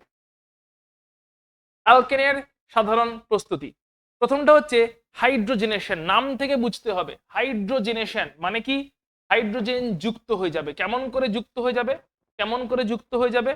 ধরো অ্যালকিন আছে বা অ্যালকাইন আছে, মানে অ্যালকিন আছে, তাহলে এখান থেকে কি হচ্ছে দেখো ভালো করে, অ্যালকিনের পাই বন্ডটা ভেঙে যাচ্ছে এবং সেইখানে দুটো নতুন বন্ড তৈরি হচ্ছে, যেখানে কিনা হাইড্রোজেন গুলো যুক্ত হয়ে যাচ্ছে, তাই বলছি হাইড্রোজেনেশন। অ্যালকাইন আছে, অ্যালকাইনেরও তো পাই বন্ড আছে, এই পাই বন্ড গুলো ভেঙে যাচ্ছে এবং দুটো করে নতুন বন্ড তৈরি হয়ে যাচ্ছে, যেখানে কিনা হাইড্রোজেন গুলো জয়েন করে যাচ্ছে, হাইড্রোজেন জয়েন করছে, তাই বলছি আমরা হাইড্রোজেনেশন। তাই হয়েছে দেখে নিতে পারো, অ্যালকাইন তার একটা করে পাই বন্ড, কি কোন বন্ধন ভাঙছে, পাই বন্ড ডিসোসিয়েশন হচ্ছে। এখানে একটাই পাই বন্ড ছিল, ওইটা ডিসোসিয়েট করে গেছে, এখানে দুটো পাই বন্ড ছিল, দুজনে ডিসোসিয়েট করে গেছে, সিগমা বন্ডটাই খালি রয়ে গেছে, সিগমা বন্ডটাই খালি রয়ে গেছে। পাই বন্ড যেটা ডিসোসিয়েট করলো, তার জন্য দুটো করে ভ্যালেন্সি বেড়ে গেল, দুটো কার্বনের, হাইড্রোজেনরা জয়েন করে গেল। এখানে দুটো পাই বন্ড ডিসোসিয়েট করেছে, একটা সিগমা বন্ড এখনো রয়ে গেছে, সিগমাটা রয়ে গেছে, পাই বন্ড গুলো ডিসোসিয়েট করে গেছে, তার জায়গায় নতুন করে সিগমা বন্ডের ভ্যালেন্সি গুলো এক্সপোজ হয়ে গেল। তো লেফট কার্বন থেকেও দুটো ভ্যালেন্সি, রাইট কার্বন থেকেও দুটো ভ্যালেন্সি, লেফট কার্বন থেকেও দুটো ভ্যালেন্সি, রাইট কার্বন থেকেও দুটো ভ্যালেন্সি অ্যালকাইনে, ঠিক আছে, তৈরি হলো। ওই ভ্যালেন্সি গুলোতে হাইড্রোজেন জয়েন করে গেল, তার জন্য কি দেওয়া হচ্ছে, হাইড্রোজেন দেওয়া হচ্ছে, আর নিকেল বা প্ল্যাটিনাম ক্যাটালিস্ট দেওয়া হচ্ছে হাই টেম্পারেচারে। হাইড্রোজেনেশন, হাইড্রোজেন দেওয়া হলো, সঙ্গে নিকেল বা প্ল্যাটিনাম বা প্যালাডিয়াম ক্যাটালিস্ট দেওয়া হলো হাই টেম্পারেচার 200 ডিগ্রি সেন্টিগ্রেড। তাহলে কি হয়ে গেল ভালো করে বুঝতে পারছো, এখানেও একটা বন্ড কি হলো দেখো ভালো করে, এখানেও একটা বন্ড ওপেন হলো, সেখানে হাইড্রোজেন জয়েন করে গেল, এখানেও একটা বন্ড ওপেন হলো, সেখানে হাইড্রোজেন জয়েন করে গেল। তার মানে আগে এইখানে কিন্তু এই পাই বন্ড গুলো যখনই ভেঙে গেল, আগে কিন্তু এখানে পাই বন্ড ছিল, দুটো বন্ড ছিল, এখন কিন্তু এখানে একটাই বন্ড আছে, সিগমা বন্ড আছে। যেই পাই বন্ডটা ভেঙে গেছে, একটা করে ভ্যালেন্সি ওপেন হয়েছে, সেই ভ্যালেন্সিতে হাইড্রোজেন জুড়ে গেছে। এখানেও দেখতে পাচ্ছি দুটো বন্ড ছিল, পাই বন্ড দুটো ছিল, পাই বন্ড ভেঙে গেছে, সো এই কার্বনেও দুটো ভ্যালেন্সি ওপেন হয়েছে, এই কার্বনেও দুটো ভ্যালেন্সি ওপেন হয়েছে। তো প্রত্যেকটা কার্বনে দুটো করে ভ্যালেন্সি ওপেন হয়ে যাচ্ছে, কারণ এইখানে দুটো বন্ড ভেঙে গেছে, এইখানে একটা বন্ড ভেঙে গেছে, তো একটা করে বন্ড ভেঙে যাচ্ছে। পাই বন্ড ভাঙলে তার মানে কি, পাই বন্ডটা কতজনের মধ্যে ছিল, পাই বন্ডটা ছিল এই কার্বন এই কার্বন, দুটো কার্বনের মধ্যে না। সো পাই বন্ডটা যেহেতু দুটো কার্বনের মধ্যে ছিল, যেই ওই পাই বন্ডটা ভেঙে যাচ্ছে, সঙ্গে সঙ্গে এই কার্বনেরও একটা করে ভ্যালেন্সি, এই কার্বনেরও একটা করে ভ্যালেন্সি তৈরি হচ্ছে। এখানে দুটো পাই বন্ড ভেঙে গেল, প্রত্যেকটা পাই বন্ডে প্রত্যেকটা কার্বনে দুটো করে ভ্যালেন্সি ওপেন হয়ে গেল, যেই ভ্যালেন্সি গুলো ওপেন হয়ে গেল সেইখানে হাইড্রোজেন গুলো জুড়ে গেল, আমরা পেয়ে গেলাম ইথেন মলিকুল। সেগুলো ইথেনের প্রস্তুতিও বলা যেতে পারে, অ্যালকেনের প্রস্তুতি বা সাধারণভাবে ইথেনেরও প্রস্তুতি বলা যেতে পারে। তো লজিকটা খুবই ক্লিয়ার, এই ছিল, ভালো করে দেখে নাও, এই ছিল পাই বন্ড, পাই বন্ডটা ভেঙে গেল, দুটো কার্বনেরই একটা করে ভ্যালেন্সি ওপেন হয়ে গেল, সেইখানে হাইড্রোজেন গুলো জুড়ে গেল, হাইড্রোজেনেশন। পরেরটা যাচ্ছি, কি বলছে দেখো, বলছে বিজারণ। বিজারণ মানে এগেন হাইড্রোজেন অ্যাড হয়ে যাবে, কোথায় বিজারণ, অ্যালকিল হ্যালাইড। দেখো এটা হচ্ছে অ্যালকিল গ্রুপ, এটা হচ্ছে হ্যালোজেন, তাই বলছি অ্যালকিল হ্যালাইড। অ্যালকিল হ্যালাইডে বিজারণ করার জন্য দেওয়া হচ্ছে জিঙ্ক কপার কাপল এবং দ্রাবক হচ্ছে ইথানল, সলভেন্ট হচ্ছে ইথানল, দ্রাবক বা সলভেন্ট হচ্ছে ইথানল। তো অ্যালকিল হ্যালাইডে দেওয়া হলো গিয়ে জিঙ্ক কপার অ্যালয়, জিঙ্ক কপারের একটা অ্যালয়, সঙ্গে দেওয়া হলো হচ্ছে ইথানল দ্রাবক। তাহলে কি হলো দেখো ভালো করে, ভালো করে দেখে নাও কি হলো, এইখানে একটা হাইড্রোজেন জয়েন করে গেল, দিয়ে হয়ে গেল CH3 আয়োডিনটা বেরিয়ে গেল, হাইড্রোজেন একটা জয়েন করে গেল, হয়ে গেল CH3 আশা করছি বুঝতে পারলে কেমন করে হলো। অর্থাৎ এইদিকে CH3 তে কিন্তু কোনো চেঞ্জ হয়নি, এই CH3 কিন্তু একই রকম রয়ে গেছে, কোনো চেঞ্জ হয়নি। এইদিকে CH3 গ্রুপে কোনো চেঞ্জ হয়নি, একই রকম রয়ে গেছে। কেবলমাত্র CH2 গ্রুপে হাইড্রোজেন অ্যাড হলো, দিয়ে ওটাও CH3 হয়ে গেল, আর আয়োডিনটা বেরিয়ে গেল। আয়োডিনটা বেসিক্যালি বেরিয়ে গেল, আয়োডিনটা বেরিয়ে গেল আর হাইড্রোজেন জয়েন হয়ে গেল, আয়োডিনটা বেরিয়ে গেল, হাইড্রোজেন জয়েন হয়ে গেল। এটাকেই বলছি বিজারণ হলো, কারণ হাইড্রোজেন জয়েন হলো। কিভাবে হলো? জিঙ্ক কপার অ্যালয় দেওয়া হয়েছে, জিঙ্ক কপার সংকর দেওয়া হয়েছে, সঙ্গে ইথানল আছে দ্রাবক হিসাবে, তখনই তৈরি হলো অ্যালকেন। নেক্সট চলে আসছি, বলছে ক্লিমেনসন বিজারণ। ক্লিমেনসন বিজারণ কার বিজারণ হচ্ছে? আগেরটাতে কার বিজারণ হলো? অ্যালকিল হ্যালাইডের বিজারণ হয়েছে। অ্যালকিল হ্যালাইড অর্থাৎ বিজারণই হবে, কিন্তু বিভিন্ন বিজারণের জন্য বিভিন্ন রকমের আমাদের বিকারক বা রিএজেন্ট ইউজ করতে হবে। যখন আমরা অ্যালকিল হ্যালাইডের বিজারণ করছি তখন জিঙ্ক কপার সংকর এবং ইথানল দ্রাবক, কিন্তু যখন আমরা অ্যালডিহাইড বা কিটোনের বিজারণ করছি তখন কিন্তু সেখানে রিএজেন্ট অন্য হয়ে যাবে, সেখানে হবে জিঙ্ক অ্যামালগাম এবং গাঢ় HCl। জিঙ্ক অ্যামালগাম মানে কি? জিঙ্ক এবং পারদের সংকর, তাকে বলা হয় জিঙ্ক অ্যামালগাম। তাই যখনই আমরা নিয়েছি হচ্ছে অ্যালডিহাইড বা কিটোন বানাতে যাই হচ্ছে অ্যালকেন, তখন হচ্ছে বিকারক চেঞ্জ হয়ে গেছে, রিএজেন্ট চেঞ্জ হয়ে গেছে, জিঙ্ক পারদ সংকর বা জিঙ্ক অ্যামালগাম এবং সঙ্গে আছে হচ্ছে গাঢ় HCl। ক্লিয়ার? তাতে কোন গ্রুপ কোন গ্রুপে কনভার্ট হচ্ছে ভালো করে বোঝার চেষ্টা করো। অ্যালডিহাইড মানে CHO গ্রুপ আছে, এই মিথাইল গ্রুপে কোনো চেঞ্জ হয়নি, মিথাইল গ্রুপ একই রকম রয়ে গেছে, কেবলমাত্র অ্যালডিহাইড CHO গ্রুপটা CH3 হয়ে গেছে। তাই কোন গ্রুপ কোন গ্রুপে চেঞ্জ হলো বুঝতে পারা খুব জরুরি, খেয়াল করতে হবে ভালো করে। এই গ্রুপের কোনো চেঞ্জ হয়নি, মিথাইল গ্রুপই রয়ে গেছে, অর্থাৎ এখানে যে অ্যালকিল গ্রুপ ছিল alkyl group same to same রয়ে গেছে, অ্যালকিল গ্রুপে কোনো চেঞ্জ হয়নি। কেবলমাত্র এই যে অ্যালডিহাইড গ্রুপটা ছিল CHO, অ্যালডিহাইড যে গ্রুপটা ছিল সেই গ্রুপটাই চেঞ্জ হয়ে গিয়ে তৈরি হয়ে গেছে হচ্ছে মিথাইল গ্রুপ, CH3 গ্রুপ। এখানেও কিটোন, কিটোন মানে CH3 C ডাবল বন্ড ও CH3, এই দিকের অ্যালকিল কোনো চেঞ্জ হবে না, খালি মাঝের C ডাবল বন্ড ওটা হয়ে যাবে CH2, মাঝের C ডাবল বন্ড হয়ে যাবে CH2। এদিকের অ্যালকিল কোনো চেঞ্জ হচ্ছে না। তাহলে কোন গ্রুপের চেঞ্জ হচ্ছে না, কার চেঞ্জ হচ্ছে ভালো করে খেয়াল রেখে পড়তে হবে। অ্যালডিহাইডের CHO গ্রুপটা CH3 হচ্ছে, কিটোনের C ডাবল বন্ড গ্রুপটা CH2 হচ্ছে। একেই বলছি আমরা ক্লিমেনসন বিজারণ। কিসের প্রেজেন্সে হচ্ছে? জিঙ্ক পারদ সংকর এবং সঙ্গে আছে গাঢ় HCl, এদের প্রেজেন্সে CHO অ্যালডিহাইড হয়ে গেল CH3 বা C ডাবল বন্ড কিটোন হয়ে গেল CH2। ক্লিয়ার?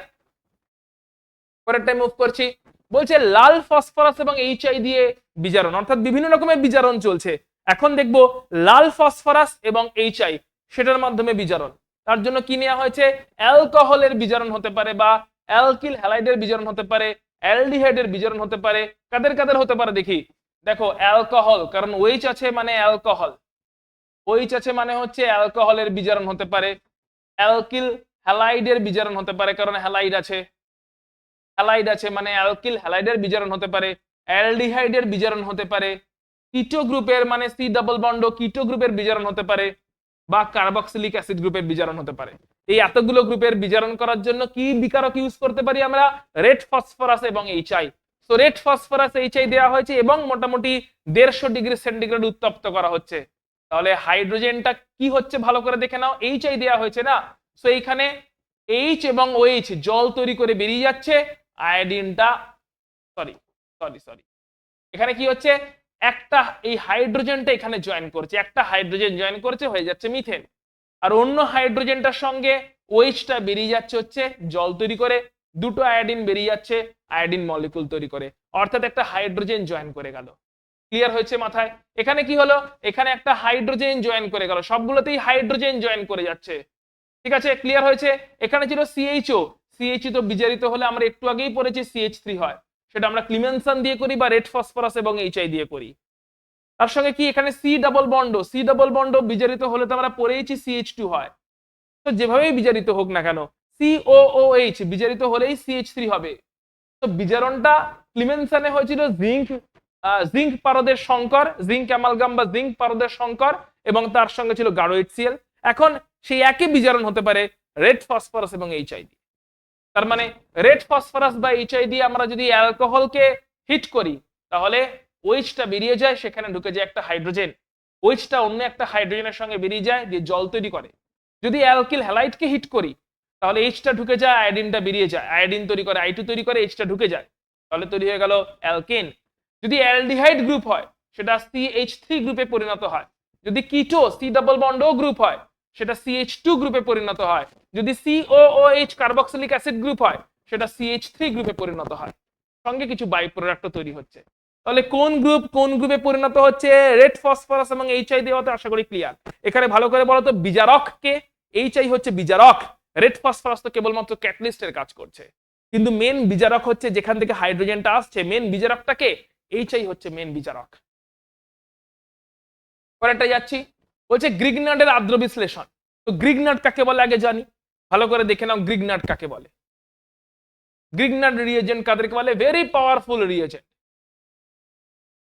গ্রিগনার্ড বিকারক বা গ্রিগনার্ড রিয়েজেন্ট কেমন করে তৈরি করা হয়, কাকে বলে একবার দেখে নি। ধরলাম ছিল হচ্ছে এই অ্যালকিল হ্যালাইডটা CH3I অ্যালকিল হ্যালাইড। এই CH3I অ্যালকিল হ্যালাইডে দেয়া হলো ম্যাগনেসিয়াম, সঙ্গে দেয়া হলো ড্রাই ইথার বা শুষ্ক ইথার। তাহলে এই ম্যাগনেসিয়ামটা এই অ্যালকিল আর এদিকে আয়োডাইড তাদের মাঝখানে ম্যাগনেসিয়ামটা জয়েন করে যায়, এটাকেই বলা হয় গ্রিগনার্ড বিকারক। CH3I থেকে CH3MgI হয়ে গেল। যখন CH3I ছিল তখন কার্বনটার কাছে ছিল হচ্ছে আংশিক ধনাত্মক চার্জ, কারণ আয়োডিন ছিল তড়িৎ ঋণাত্মক, ও তো বন্ধন জোরকে নিজের দিকে টানে, -I এফেক্ট যাকে আমরা বলে থাকি, তার জন্য আয়োডিনে চলে আসে একটা পার্শিয়াল মাইনাস চার্জ, কার্বন হয়ে যায় ডেফিসিয়েন্ট ঘাটতি, তাই পার্শিয়াল প্লাস চার্জ চলে আসে। কিন্তু যখনই ম্যাগনেসিয়ামের সঙ্গে রিঅ্যাকশন করে গ্রিগনার্ড তৈরি করে, গ্রিগনার্ডে ম্যাগনেসিয়ামের কাছে আছে প্লাস চার্জ, আয়োডিনে মাইনাস চার্জ, কার্বনটাতেও মাইনাস চার্জ চলে আসে। তার মানে কার্বনের কাছে ছিল প্লাস চার্জ, হয়ে গেল মাইনাস চার্জ, এটাকে বলে চার্জ ইনভার্সন। এবং এরকম বিক্রিয়াকে বলা হয় আমপোলাং রিঅ্যাকশন। আমপোলাং রিঅ্যাকশন। তো আশা করি বুঝতে পারলে কি হলো, ছিল গ্রিগনার্ড অ্যালকিল হ্যালাইড, এই অ্যালকিল হ্যালাইডে হ্যালোজেন তড়িৎ ঋণাত্মক, বন্ধন জোরকে -I এফেক্ট দিয়ে নিজের দিকে টেনে রেখেছে, কার্বনে ঘাটতি এসছে, আংশিক ধনাত্মক তৈরি হয়েছে, আংশিক ধনাত্মক চার্জ এসে গেছে। এবার এই আংশিক ধনাত্মক চার্জ আসার পরে তাকে এই অ্যালকিল হ্যালাইডকে ম্যাগনেসিয়াম দিয়ে ট্রিট করা হয়েছে, ড্রাই ইথার তোমার আছে দ্রাবক বা সলভেন্ট, তাতে হয়ে গেছে CH3MgI, যেখানে কার্বনের চার্জ হয়ে গেছে মাইনাস, ছিল প্লাস হয়ে গেছে মাইনাস, চার্জ ইনভার্ট হয়ে গেছে, কার্বন নিজের ভাগ্য বদলে দিয়েছে, ছিল প্লাস হয়ে গেছে মাইনাস। সেরকম করে নিজের ভাগ্য বদলাতে হয়, কার্বনের থেকে শেখা উচিত কেমন করে নিজের ভাগ্য বদলাতে হয়। ম্যাগনেসিয়ামের মতন কারোর থেকে জীবনে একটা ম্যাগনেসিয়াম খুঁজে বের করো যে তোমাকে এমন ট্রেনিং দেবে যে তোমার ভাগ্য বদলাতে বাধ্য হবে, তোমার এফিসিয়েন্সি বাড়তে বাধ্য হবে, তোমার প্লাস চার্জ মাইনাস চার্জে চেঞ্জ হতে বাধ্য হবে, তোমার পুরো একদম জীবনটাই বদলে যাবে, ঠিক যেরকম করে কার্বনের জীবন এখানে বদলে গেছে। এই গ্রিগনার্ড রিয়েজেন্ট তৈরি হলো ভেরি পাওয়ারফুল রিয়েজেন্ট। একবার জীবন বদলে গেলে এই গ্রিগনার্ডের মতন তুমিও পাওয়ারফুল হয়ে উঠবে। কেন পাওয়ারফুল আস্তে আস্তে বুঝতে পারবে। তো ছিল হচ্ছে তাহলে গ্রিগনার্ডটা তৈরি হলো দেখতে পাচ্ছি। এবারে গ্রিগনার্ডের উপরে যদি জল দিয়ে আর্দ্র বিশ্লেষণ করা হয়, কি করা হচ্ছে? হাইড্রোলাইসিস বা আর্দ্র বিশ্লেষণ। গ্রিগনার্ডে জল দিয়ে করা হচ্ছে হাইড্রোলাইসিস বা আর্দ্র বিশ্লেষণ। তাহলে কি হচ্ছে? তাহলে ভালো করে দেখো, জল থেকে আসছে H এবং OH, তাই না? তো জলের এই H আর OH এর মাঝের বন্ধন ভেঙে যাচ্ছে, আবার এইখান থেকেও বন্ধনটা ভেঙে যাচ্ছে, দিয়ে হাইড্রোজেনটার সঙ্গে মিথাইলটা জয়েন করে যাচ্ছে এবং অ্যালকেন CH4 পাচ্ছি। ম্যাগনেসিয়ামের সঙ্গে ম্যাগনেসিয়াম আয়োডাইডের সঙ্গে OH-টা বেরিয়ে যাচ্ছে অ্যাজ MgOHI বলে। ক্লিয়ার হয়ে গেছে তাহলে আশা করছি। কে কার সাথে জয়েন করলো? আর্দ্র বিশ্লেষণ মানে জলের বিয়োজন, মানে H আর OH এর মাঝের বন্ড ভাঙবে, সঙ্গে গ্রিগনার্ডেরও মিথাইল আর MgI মাঝের বন্ড ভেঙে গেল, মিথাইলটার সঙ্গে চলে গেল হাইড্রোজেন, MgI এর সঙ্গে চলে গেল OH, হাইড্রোজেনের সঙ্গে মিথাইল চলে গেলে আমরা মিথেন অ্যালকেন পেয়ে গেলাম। তো গ্রিগনার্ড থেকে আমরা এইভাবে অ্যালকেন তৈরি করতে পারি। ক্লিয়ার? মাথায় ঢুকেছে? Very good. চলে যাচ্ছি পরেরটাতে, কার্বক্সিলিক অ্যাসিডের ডি কার্বক্সিলেশন। কার্বক্সিল গ্রুপ কি? COOH, একে বলে কার্বক্সিল গ্রুপ। ডি কার্বক্সিলেশন মানে ওই কার্বক্সিল গ্রুপটা বেরিয়ে যাবে। এর জন্য কি রিয়েজেন্ট দিতে হবে? Soda lime. সোডা মানে NaOH, লাইম মানে ক্যালসিয়াম অক্সাইড। সোডা লাইম দিয়ে হিট করতে হবে। তো ধরো নিয়েছি সোডিয়াম প্রোপানয়েট। এটা কোত্থেকে পেলাম? এটা হচ্ছে এই প্রোপানোয়িক অ্যাসিড ধরো ছিল, প্রোপানোয়িক অ্যাসিডের সোডিয়াম দিয়ে হিট করেছি, তাহলে মেটালের সঙ্গে অ্যাসিডের রিঅ্যাকশন হয়েছে, সল্টটা তৈরি হয়ে গেছে, এইচটা বেরিয়ে গেছে, Na ঢুকে গেছে, H বেরিয়ে গেছে, Na ঢুকে গেছে, যে তৈরি হয়েছে প্রোপানোয়িক অ্যাসিড থেকে সোডিয়াম প্রোপানয়েড, প্রোপানোয়িক অ্যাসিড থেকে সোডিয়াম প্রোপানয়েড। এবার এই সোডিয়াম প্রোপানয়েডের সঙ্গে হিট করছি কাকে? সোডিয়াম হাইড্রোক্সাইড এবং ক্যালসিয়াম অক্সাইডকে। সোডিয়াম হাইড্রোক্সাইডকে বলা হয় সোডা, ক্যালসিয়াম অক্সাইডকে বলা হয় লাইম। তো বেসিক্যালি সোডা লাইমের একটা মিক্সচার দিয়ে হিট করছি, সোডা লাইমের একটা মিক্সচার দিয়ে হিট করছি। হিট করলে কি হচ্ছে ভালো করে দেখে নাও, কার্বক্সিল গ্রুপটা বেরিয়ে যাবে, এই পুরো গ্রুপটা বেরিয়ে চলে যাচ্ছে অ্যাজ সোডিয়াম কার্বনেট, এই পুরো পোরশনটা সোডিয়াম কার্বনেট তৈরি করে বেরিয়ে যাচ্ছে। হাইড্রোজেনটা জয়েন করছে কার্বনের সঙ্গে, তৈরি হচ্ছে অ্যালকেন, CH3 CH3, CH2 ছিল, হাইড্রোজেন জয়েন করলো, CH3 হয়ে গেল।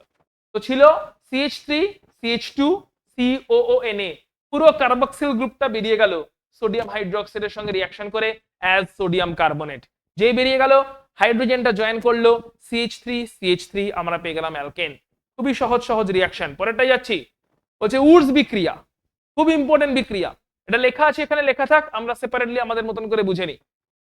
উডস বিক্রিয়া কি বলছে দেখো, এই বিক্রিয়াটাতে উডস বিক্রিয়া দেখো,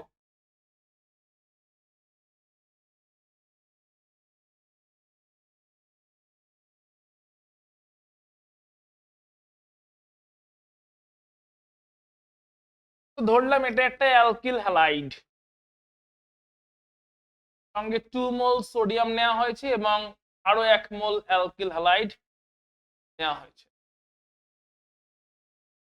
নিশ্চয়ই বুঝতে পারছো কেন অ্যালকিল হ্যালাইড বললাম, কারণ অ্যালকিল গ্রুপও আছে আবার হ্যালাইডও আছে, তাই এটাকে বলছি অ্যালকিল হ্যালাইড। অ্যালকিল হ্যালাইড 2 মোল আছে, তো দুটোকে আলাদা করে লিখেছি জাস্ট বোঝার সুবিধার জন্য, একসাথেও লিখতে পারতাম। সো 2 মোল অ্যালকিল হ্যালাইড আছে আর 2 মোল সোডিয়াম নেওয়া হয়েছে, অ্যান্ড ড্রাই ইথার দেওয়া হয়েছে দ্রাবক, শুষ্ক ইথার বা ড্রাই ইথার আছে দ্রাবক। বিক্রিয়াটা কি হচ্ছে ভালো করে দেখে নাও, আয়োডিনের সঙ্গে সোডিয়ামরা বিক্রিয়া করে বেরিয়ে যাচ্ছে অ্যাজ সোডিয়াম আয়োডাইড, যেহেতু 2 মোল আছে তাই 2 মোল সোডিয়াম আয়োডাইড তৈরি হলো। আর এই অ্যালকিল গ্রুপগুলো নিজেরা জয়েন করে গেল, তৈরি হলো হচ্ছে অ্যালকেন।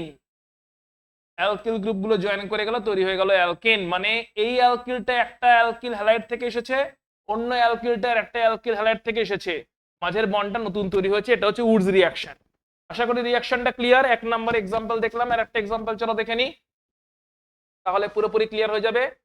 2 নম্বর এক্সাম্পল, ধরলাম অন্য একটা অ্যালকিল গ্রুপ নিলাম, এটাও একটা অ্যালকিল হ্যালাইড। তো অ্যালকিল হ্যালাইডটা 2 মোল নিচ্ছি, 2 মোল অ্যালকিল হ্যালাইড নিচ্ছি এবং এরকম করে লিখছি যাতে জাস্ট বুঝতে সুবিধা হয়। তো 2 মোল অ্যালকিল হ্যালাইড নিয়েছি, সঙ্গে নিয়েছি 2 মোল সোডিয়াম, অ্যাজ ইউজুয়াল শুষ্ক ইথার আছে অ্যাজ দ্রাবক হিসাবে। তো আয়োডিন সঙ্গে হচ্ছে সোডিয়াম বেরিয়ে যাচ্ছে, তাহলে অ্যালকিল গ্রুপগুলো জয়েন করে যাচ্ছে, কোন কার্বনের সঙ্গে কোন কার্বন জয়েন করছে ক্লিয়ার করে দেখিয়ে দিয়েছি। এই দিকের অ্যালকিল গ্রুপের সঙ্গে ওই দিকের অ্যালকিল জয়েন করে গেল, CH3 CH2 CH2 CH3, সঙ্গে অ্যাজ ইউজুয়াল 2 মোল সোডিয়াম আয়োডাইড তৈরি হয়ে গেল। ফ্যান্টাস্টিক।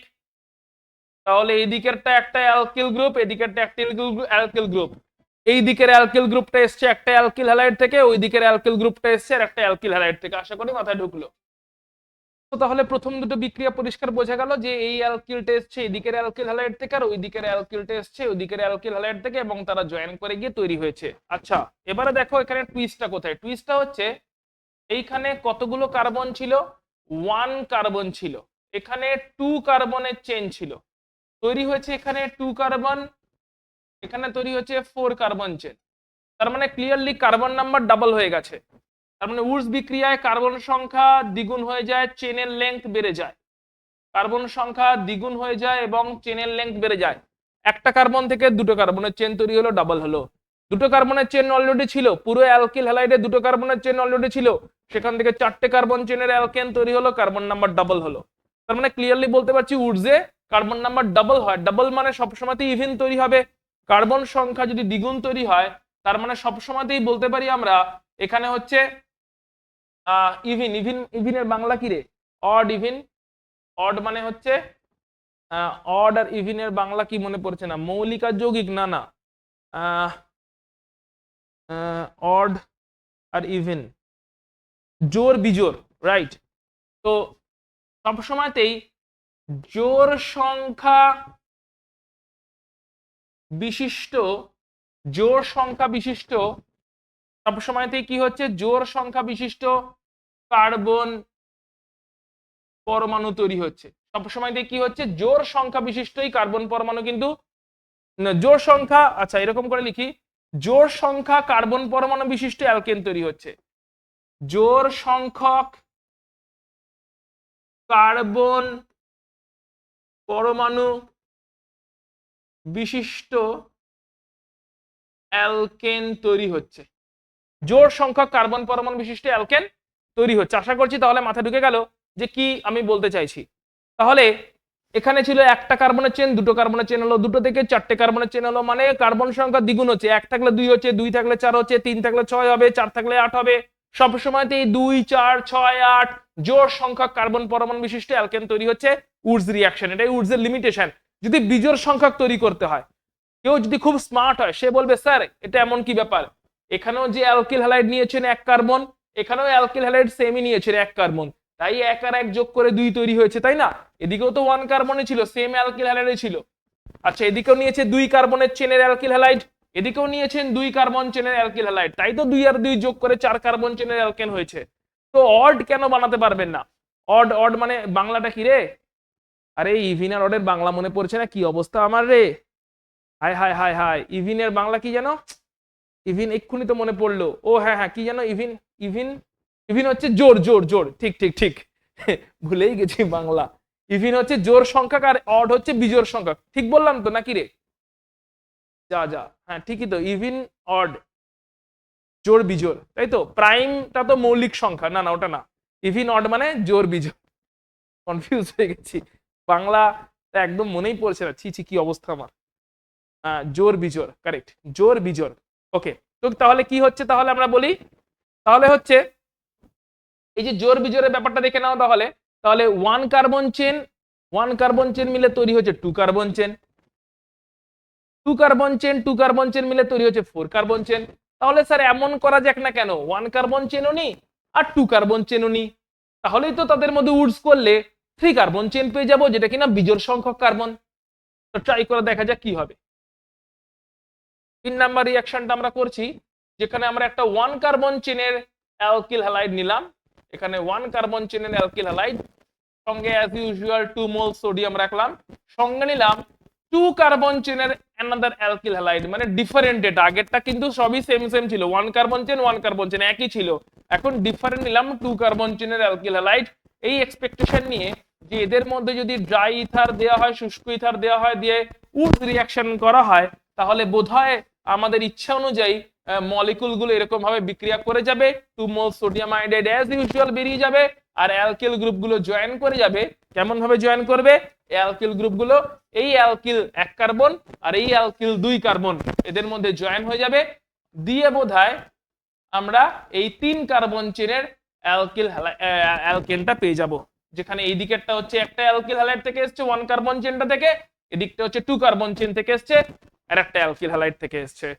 এটা আমাদের এক্সপেকটেশন ছিল, এটা নো ডাউট হবে, একদম ঠিক হবে, বিজোড় সংখ্যক অ্যালকেনটা তৈরি হবে। কিন্তু এটা আমি তুমি চাই বলে রিঅ্যাকশন মিডিয়ামে আমি যদি সামান্যও নিই, তা তো ক্রোর ক্রোর ক্রোর মলিকুল প্রেজেন্ট আছে, কারণ আমরা তো জানি 1 মোল মানে অ্যাভোগাড্রো সংখ্যক মলিকুল, তাহলে খুব সামান্য পরিমাণও যদি নিই তাতেও কোটি কোটি কোটি মলিকুল আছে। খুব সামান্য পরিমাণে মানে আমরা তো একটা মলিকুল নিয়ে কাজ কখনোই করতে পারছি না, না আমরা কিছুটা পরিমাণ নিচ্ছি, খুব অল্প পরিমাণ নিলেও তাতে কোটি কোটি মলিকুল আছে। তাহলে কিছু মলিকুলের কিছু এক কার্বনের সঙ্গে কিছু দুই কার্বন বিক্রিয়া করে তিন কার্বনের chain alkane propane no doubt তৈরি করবে, কিন্তু বাকিগুলো নিজেদের মধ্যেও তো বিক্রিয়া করবে, অর্থাৎ এক কার্বন গুলো এক কার্বনের সঙ্গেও তো বিক্রিয়া করবে, দুই কার্বন গুলো দুই কার্বনের সঙ্গেও তো বিক্রিয়া করবে, অর্থাৎ এখানে এই বিক্রিয়াটা তো হবেই, তার সঙ্গে এই এক কার্বনের অ্যালকিল হ্যালাইড গুলো নিজেদের মধ্যেও বিক্রিয়া করবে, যেটা কিনা আমরা প্রথমেই 1 নাম্বার বিক্রিয়া দেখেছিলাম। এক কার্বনের এই অ্যালকিল হ্যালাইড গুলো নিজেদের মধ্যেও বিক্রিয়া করবে, দিয়ে ইভিনটাও তৈরি করবে, ইভিন মানে জোরটাও তৈরি করবে, CH3 যেটা কিনা দুই কার্বন চেনের অ্যালকেন। আবার এই 2 কার্বনের যে অ্যালকিল হ্যালাইড তারাও নিজেদের মধ্যে বিক্রিয়া করবে, দিয়ে 4 কার্বন চেনের অ্যালকেনটাও তৈরি করবে। মানে কেবলমাত্র 3 কার্বন চেনের কিন্তু পেলাম না, আমরা পেয়ে গেলাম একটা মিক্সচার। আরে চেয়েছিলাম তো শুধু ওরাই রিয়াকশন করুক, কিন্তু তোমার আমার কথা শুনে মলিকুল গুলো যে খালি ওরকম ভাবে রিয়াকশন করবে তার তো কোনো মানে নেই না।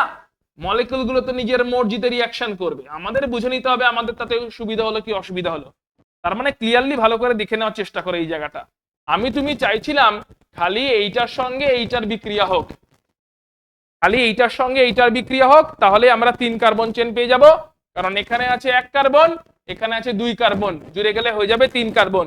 কিন্তু কোটি কোটি কোটি মলিকুলের মধ্যে কিছু কিছু মলিকুল হয়তো এইভাবে বিক্রিয়া করে 3 কার্বনে প্রোপেন দেবে, কিন্তু অন্য মলিকুল গুলো তো নিজেদের মধ্যেও বিক্রিয়া করবে।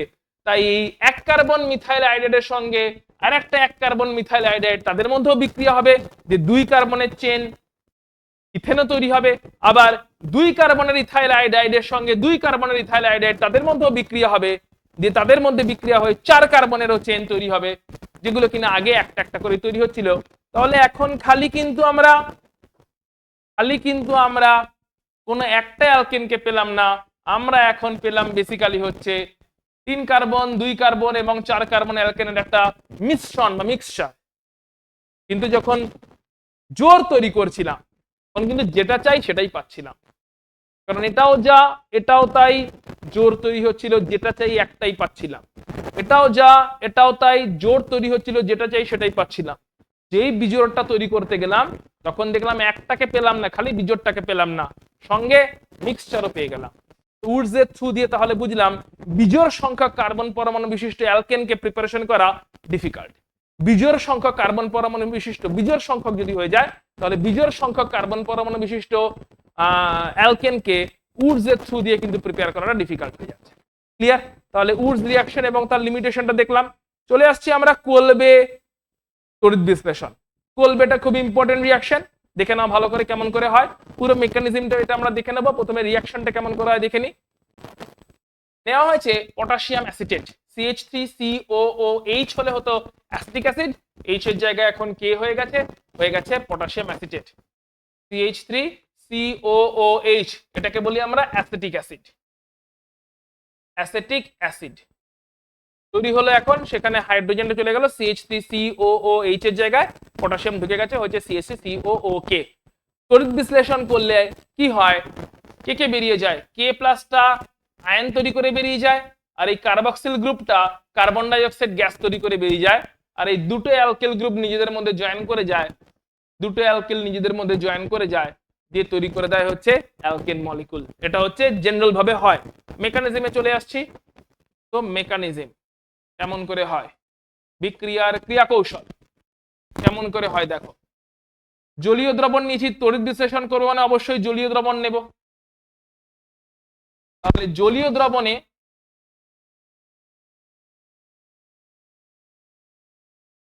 দ্রবণে আয়নি ভবন হয়ে যাচ্ছে, দিয়ে ক্যাটায়ন এবং অ্যানায়নটা প্রথমে আলাদা হয়ে যাচ্ছে। জলীয় ভবনে আয়নি ভবন হয়ে গিয়ে ক্যাটায়ন এবং অ্যানায়ন, জলীয় ভবনে আয়নি ভবন হয়ে গিয়ে ক্যাটায়ন অ্যানায়ন আলাদা হয়ে যাচ্ছে। এবারে যখনই তড়িৎ বিশ্লেষণ করা হয় তখন অ্যানায়ন গুলো অ্যানোডের দিকে যায়, কারণ অ্যানোডে নেগেটিভ প্লাস চার্জ থাকে, আর ক্যাটায়ন গুলো ক্যাথোডের দিকে যায়, কারণ ক্যাথোডে নেগেটিভ চার্জ থাকে। এটা আমরা অলরেডি জানি, অ্যানায়ন গুলো যায় অ্যানোডের দিকে আর ক্যাটায়ন গুলো যায় ক্যাথোডের দিকে। এবার অ্যানোডে কি হচ্ছে ভালো করে দেখো। অ্যানোডে আমরা জানি বিজারণ হয়, অ্যানোড তাকেই বলে যেখানে বিজারণ হয়, তাই তো, অ্যানোড তাকেই বলে। তো বিজারণ যখন হচ্ছে তখন ইলেকট্রন বর্জন হবে, তাহলে এই অ্যাসিটেট অ্যানায়ন একটা ইলেকট্রন বর্জন করে, দিয়ে প্রথমে তৈরি করে এই অ্যাসিটেট র্যাডিক্যাল। তো তারপরে এই অ্যাসিটেট র্যাডিক্যাল থেকে COO পার্টটা, এই যে অ্যাসিটেট র্যাডিক্যালটা তৈরি হয়েছে এইখান থেকে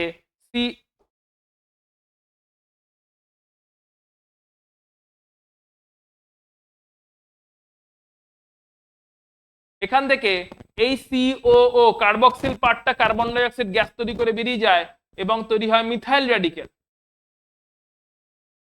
এরকম মিথাইল র্যাডিক্যাল দুটো তৈরি হলে দুটো মিথাইল র্যাডিক্যাল নিজেদের মধ্যে জয়েন করে গিয়ে তৈরি হয় অ্যালকেন মলিকিউল। তাহলে পুরো মেকানিজম ওয়াইজ বুঝে গেলাম কেমন করে তৈরি হচ্ছে। পটাশিয়াম অ্যাসিটেটের আয়নি ভবন যখনই হলো জলীয় দ্রবণের কারণে এটা তড়িৎ বিশ্লেষ্য তীব্র, কে প্লাস আলাদা হয়ে গেল, অ্যাসিটেট আলাদা হয়ে গেল, অ্যানায়নটা অ্যানোডের দিকে গেল, দিয়ে সেখানে বিজারণ হবে, বিজারণ মানে ইলেকট্রনের বর্জন হবে, সরি বিজারণ মানে সরি অ্যানোডে জারণ হয়, সরি এক্সট্রিমলি সরি, অ্যানোডে জারণ হয়, অ্যানোডে জারণ হবে, জারণ মানে ইলেকট্রনের বর্জন হবে। তো অ্যাসিটেট অ্যানায়ন যেটা অ্যানোডে গেল ইলেকট্রন বর্জন করে জারিত হলো এবং একটা র্যাডিক্যাল তৈরি করলো, মূলক তৈরি করলো, ওই মূলক থেকে কার্বন ডাই অক্সাইড গ্যাসটা বেরিয়ে গেল এবং মিথাইল মূলক তৈরি হলো, যেটা পড়ে আছে সেই মিথাইল মূলক তৈরি হলো। এরকম তৈরি হওয়া দুটো মিথাইল মূলক নিজেদের মধ্যে জয়েন করে গেলে অ্যালকেনটা পেয়ে গেলাম। সেইভাবে কোলবের থ্রু দিয়েও আমরা পেয়ে থাকি হচ্ছে অ্যালকেন মলিকুল। তাহলে প্রিপারেশন গুলো অ্যালকেনের আশা করি ক্লিয়ার। আমরা এখন শুরু করছি অ্যালকেনের ভৌত ধর্ম। ভৌত ধর্মের মধ্যে প্রধানভাবে তিনটে ভৌত ধর্ম হচ্ছে সব থেকে গুরুত্বপূর্ণ। কি কি? প্রথম ভৌত ধর্ম যেটা সব থেকে গুরুত্বপূর্ণ সেটা হচ্ছে দ্রাব্যতা। তো দ্রাব্যতার ব্যাপারে আমরা বলে দিই, দ্রাব্যতা হচ্ছে প্রথম ভৌত ধর্ম। আচ্ছা, প্রথমে এখানে বলছে স্ফুটনাঙ্ক, গলনাঙ্ক, দ্রাব্যতা তাহলে লিখে নিই। চলো আমরা প্রথমে চলে আসি, তাহলে আমরা স্ফুটনাঙ্কটাই প্রথমে করে নিই, তারপরে আমরা দ্রাব্যতায় আসছি। ঠিক আছে, তিনটে ভৌত ধর্ম মেনলি আমরা স্টাডি করে থাকি, একটা দ্রাব্যতা, একটা স্ফুটনাঙ্ক, একটা গলনাঙ্ক। তো স্ফুটনাঙ্কের জন্য লজিকটা কি আগে বুঝে নিই। দুটো লজিক আছে, দুটো ফ্যাক্টর আছে। ফ্যাক্টর 1, যত আণবিক গুরুত্ব বাড়তে থাকে, আণবিক ভর অ্যালকেনদের যদি বাড়তে থাকে এবং চেনের লেংথ যদি বড় হতে থাকে, চেনের লেংথ যদি বড় হতে থাকে, তাহলে সারফেস এরিয়া বা পৃষ্ঠতলের ক্ষেত্রফল বাড়বে। সারফেস এরিয়া বা পৃষ্ঠতলের ক্ষেত্রফলও বাড়তে থাকে। কি বাড়তে থাকে? সারফেস এরিয়া বা পৃষ্ঠতলের ক্ষেত্রফল, সেটাও বাড়তে থাকে। এবারে সারফেস এরিয়া যত বাড়তে থাকে তত কি হয়? সারফেস এরিয়া যত বাড়তে থাকে তত হচ্ছে ভ্যান ডার ওয়াল অ্যাট্রাকশন ফোর্স গুলো বাড়তে থাকে। কারণ যত বেশি সারফেস থাকবে তত তাদের মধ্যে বেশি আকর্ষণ হবে। দেখো একটা এক্সাম্পল দেওয়ার চেষ্টা করছি। ধরো দুটো আঙুল এরকম করে টাচ করেছি, এখানে অল্প সারফেস নিজেদের মধ্যে টাচ হয়ে আছে, জোরে টানলে এক সময় না এক সময় ভেঙেই যাবে। নিজেদের আঙুল টাচ করে ট্রাই করে দেখতে পারো, বা বন্ধুর সঙ্গেও ট্রাই করতে পারো। কিন্তু ধরো এরকম ভাবে টাচ করেছি, তাহলে দেখতেই পাচ্ছি ক্লিয়ারলি অনেকটা বেশি সারফেস জুড়ে একে অপরকে হোল্ড করে আছি। এই অবস্থায় যতই জোর লাগাই না কেন কিন্তু ছাড়তে চাইছে না হাতটা। আমি যথেষ্ট জোর লাগাচ্ছি দেখতে পাচ্ছ, কিন্তু তারপরেও হাত ছাড়তে চাইছে না। তার মানে আমরা যদি এরকম অল্প সারফেস এরিয়া থাকে তাহলে হাত কিন্তু সহজেই ছেড়ে যেত, কিন্তু বেশি সারফেস এরিয়া থাকলে আকর্ষণ বল বেড়ে যায় এবং ছাড়তে চাইছে না। যেখান থেকে আমরা বলতে পারি আণবিক ভর যত বাড়ছে চেনের লেংথ বাড়ছে, কার্বন কার্বন চেনের লেংথ বাড়ছে অ্যালকেনগুলোর মধ্যে, সারফেস এরিয়া বাড়ছে। সারফেস এরিয়া বাড়লে ভ্যান ডার ওয়াল ফোর্স, আকর্ষণ বল যেগুলো সেগুলো বাড়ছে। ভ্যান ডার ওয়াল ফোর্স যেটা কিনা আন্তঃআণবিক আকর্ষণ বল, সেটা যদি বাড়তে থাকে তাহলে বেশি তাপমাত্রা লাগছে, বেশি তাপমাত্রা বা টেম্পারেচার লাগছে স্ফুটন করানোর জন্য, দ্যাট ইজ স্ফুটনাঙ্ক বাড়ছে। তরলকে, স্ফুটনাঙ্ক মানে কি? তরলকে গ্যাসে পরিণত করতে হবে। তো তরলগুলোর মধ্যে আকর্ষণ বল যদি বেশি থাকে তাহলে তাদেরকে গ্যাসে পরিণত করতে গেলে ওই আকর্ষণ বলকে তো দুর্বল করতে হবে, তাই না? ওই আকর্ষণ বলকে তো ভাঙতে হবে। তো যত সাইজ বেশি, তাহলে কি দেখলাম ফ্যাক্টর 1, সেটা হচ্ছে যত সাইজ বেশি হবে তত তোমার স্ফুটনাঙ্ক বেশি হবে। সাইজ বেশি হলে স্ফুটনাঙ্ক বেশি হবে, কারণ যত সাইজ বেশি তত সারফেস এরিয়া বড়, আণবিক ভর বড়, চেনের লেংথ বড়। যত এগুলো বেশি তত বেশি এরিয়া জুড়ে অ্যাট্রাকশন হয়ে আছে, তো আকর্ষণ বলটা বড়। আর আকর্ষণ বল যত বেশি তত তরল অণুগুলোকে পৃথক করে তাদেরকে গ্যাসে পাঠাতে বেশি বেশি তাপমাত্রা লাগবে, মানে স্ফুটনাঙ্কটাও বেশি হবে। তার মানে যদি আমরা দেখি মিথেন, ইথেন, প্রোপেন, বিউটেন, কি বাড়ছে? সাইজ বাড়ছে কি বাড়ছে না? অবশ্যই বাড়ছে। চেন লেংথ বাড়ছে, সাইজ বাড়ছে, সারফেস এরিয়া বাড়ছে। তাহলে দুটো বিউটেন মলিকিউল, এই একটা বিউটেন, এই একটা বিউটেন, দুটো বিউটেন মলিকুলের মধ্যে যদি সাইজ দুজনেরই বেশি থাকে তাহলে এখানে কি অনেক বেশি এরিয়া জুড়ে আকর্ষণ চলছে। whereas দুটো মিথেন মলিকুল সাইজ ছোট, অনেক কম এরিয়া জুড়ে আকর্ষণ চলছে। নিশ্চয়ই বুঝতে পারছো? তাহলে এখানে দুটো মিথেন মলিকুলের মধ্যে আকর্ষণ বল কম, কারণ সাইজ ছোট, অল্প এরিয়া জুড়ে এদের মধ্যে আকর্ষণ চলছে। দুটো বিউটেন মলিকুল চেন লেংথ বেড়ে গেছে, আণবিক গুরুত্ব বেড়ে গেছে, সাইজ বেড়ে গেছে, সারফেস এরিয়া বেড়ে গেছে, তো অবশ্যই এদের মধ্যে আকর্ষণ বলের মানও বেড়ে গেছে দুটো মলিকুলের মাঝখানে। তাহলে এই মলিকুল দুটোকে আলাদা করতে হবে। যারা কিনা তরল অবস্থায় এরকম ভাবে আছে, তরল অবস্থায় থাকা এই মলিকুল দুটোকে আলাদা করতে হবে, তবে তাদেরকে বাষ্পে পরিণত করা যাবে। অর্থাৎ তরল অবস্থায় থাকা এই মলিকুল দুটোর আকর্ষণ বলকে আলাদা করে তাদেরকে বাষ্পে পরিণত করতে অবশ্যই বেশি তাপমাত্রা লাগবে। বেশি তাপমাত্রা লাগা মানেই হচ্ছে অবশ্যই এখানে স্ফুটনাঙ্ক বেশি হবে। তাহলে আমরা বলতে পারি এই বাঁদিক থেকে ডান দিকে সাইজ যেহেতু বাড়ছে তাই স্ফুটনাঙ্ক বাড়ছে। তাহলে নিশ্চয়ই ফ্যাক্টর 1টা তোমরা বুঝে গেলে যে সাইজ বাড়ার সঙ্গে সঙ্গে কেমন করে স্ফুটনাঙ্ক বাড়ছে। সাইজ যত বাড়ছে তত স্ফুটনাঙ্ক কিন্তু আস্তে আস্তে বাড়তে থাকছে। লেফট টু রাইট আমরা দেখে নিলাম কেমন করে বাড়ছে, খুব ভালো কথা। ফ্যাক্টর 2 তে চলে যাচ্ছি। ফ্যাক্টর 2 কি বলছে? ফ্যাক্টর 2 বলছে যে যদি ব্রাঞ্চিং বাড়ে, মানে শাখা প্রশাখা তৈরি হয়ে যায়, মানে লিনিয়ার চেন হচ্ছিল, একটা শাখা তৈরি হয়ে গেল, সাবস্টিটিউয়েন্ট চলে এলো, প্রতিস্থাপক চলে এলো, ব্রাঞ্চিং যদি বেড়ে যায় তাহলে কিন্তু কম্প্যাক্ট হয়ে যায় মলিকিউলগুলো, মানে কম্প্যাক্টনেস তো বেড়ে যায়। যত শাখা হয়ে যাচ্ছে তত কিন্তু ব্রাঞ্চিং বেড়ে যাচ্ছে, মানে কম্প্যাক্ট হয়ে যাচ্ছে। দেখো একটা এক্সাম্পল দেখছি। ধরো এই মলিকিউলটা, এটা হচ্ছে পেন্টেন মলিকিউল, পেন্টেন মলিকিউল। তো পেন্টেন মলিকিউলটা যতটা, দুটো পেন্টেন মলিকিউল যতটা এরিয়া জুড়ে একে অপরের সঙ্গে টাচ করে থাকবে, একে অপরের সারফেসের সঙ্গে যুক্ত হয়ে থাকবে, শাখা বেড়ে গেছে। দেখো আইসোমার ড্র করলাম ওর একটা, এখানেও কিন্তু 5টা কার্বনের চেন আছে, কিন্তু এখন 5টা কার্বনই আছে, কিন্তু 5টা থেকে 3টে কার্বনের চেন হয়ে গেছে। ভালো করে নিশ্চয়ই বুঝতে পারছো, এরকম করেই থাকে। অবশ্যই অল্প এরিয়া জুড়ে এরা টাচ করে আছে না, সারফেস এরিয়া দেখো কত কম্প্যাক্ট হয়ে গেছে। এখানে সারফেস এরিয়া কতটা করে ছিল, দুটো মলিকুল একে অপরের সঙ্গে অনেকটা করে এরিয়া নিয়ে টাচ করেছিল, তাই এখানে আকর্ষণ বল অনেক বেশি ছিল। এখানে কম্প্যাক্ট হয়ে গেল, কেন? ব্রাঞ্চিং বেড়ে গেছে। আগেরটাতে লিনিয়ার চেন ছিল, পরেরটাতে শাখা প্রশাখা তৈরি হয়ে গেছে, সো ব্রাঞ্চিং বেড়ে গেছে। ব্রাঞ্চিং বাড়ার সঙ্গে সঙ্গে কম্প্যাক্ট হয়ে গেছে। তো যত কম্প্যাক্ট হয়ে গেছে তত কিন্তু সারফেস এরিয়া বা এরিয়া অফ কন্ট্যাক্ট, সংস্পর্শ তলের ক্ষেত্রফল কমে গেল, সংস্পর্শ তলের ক্ষেত্রফল কিন্তু কমে গেল। যত সারফেস এরিয়া বেড়ে গেল, যত সারফেস এরিয়া বেড়ে গেল তত সংস্পর্শ তলের ক্ষেত্রফল কিন্তু কমে গেল। তাই যত বেশি বেশি করে সারফেস এরিয়া, যত সারফেস এরিয়া কমে গেল, কারণ ব্রাঞ্চিং হয়েছে, শাখা প্রশাখা এসছে, কম্প্যাক্ট হয়ে গেছে, সংস্পর্শ তলের ক্ষেত্রফল কমে গেছে। যত সংস্পর্শ তলের ক্ষেত্রফল কমবে অবশ্যই আকর্ষণ বলও কমবে। দুর্বল ভ্যান্ডার ওয়ালস যে সমস্ত আকর্ষণ বল থাকে সেই আকর্ষণ বলের মানও কমবে।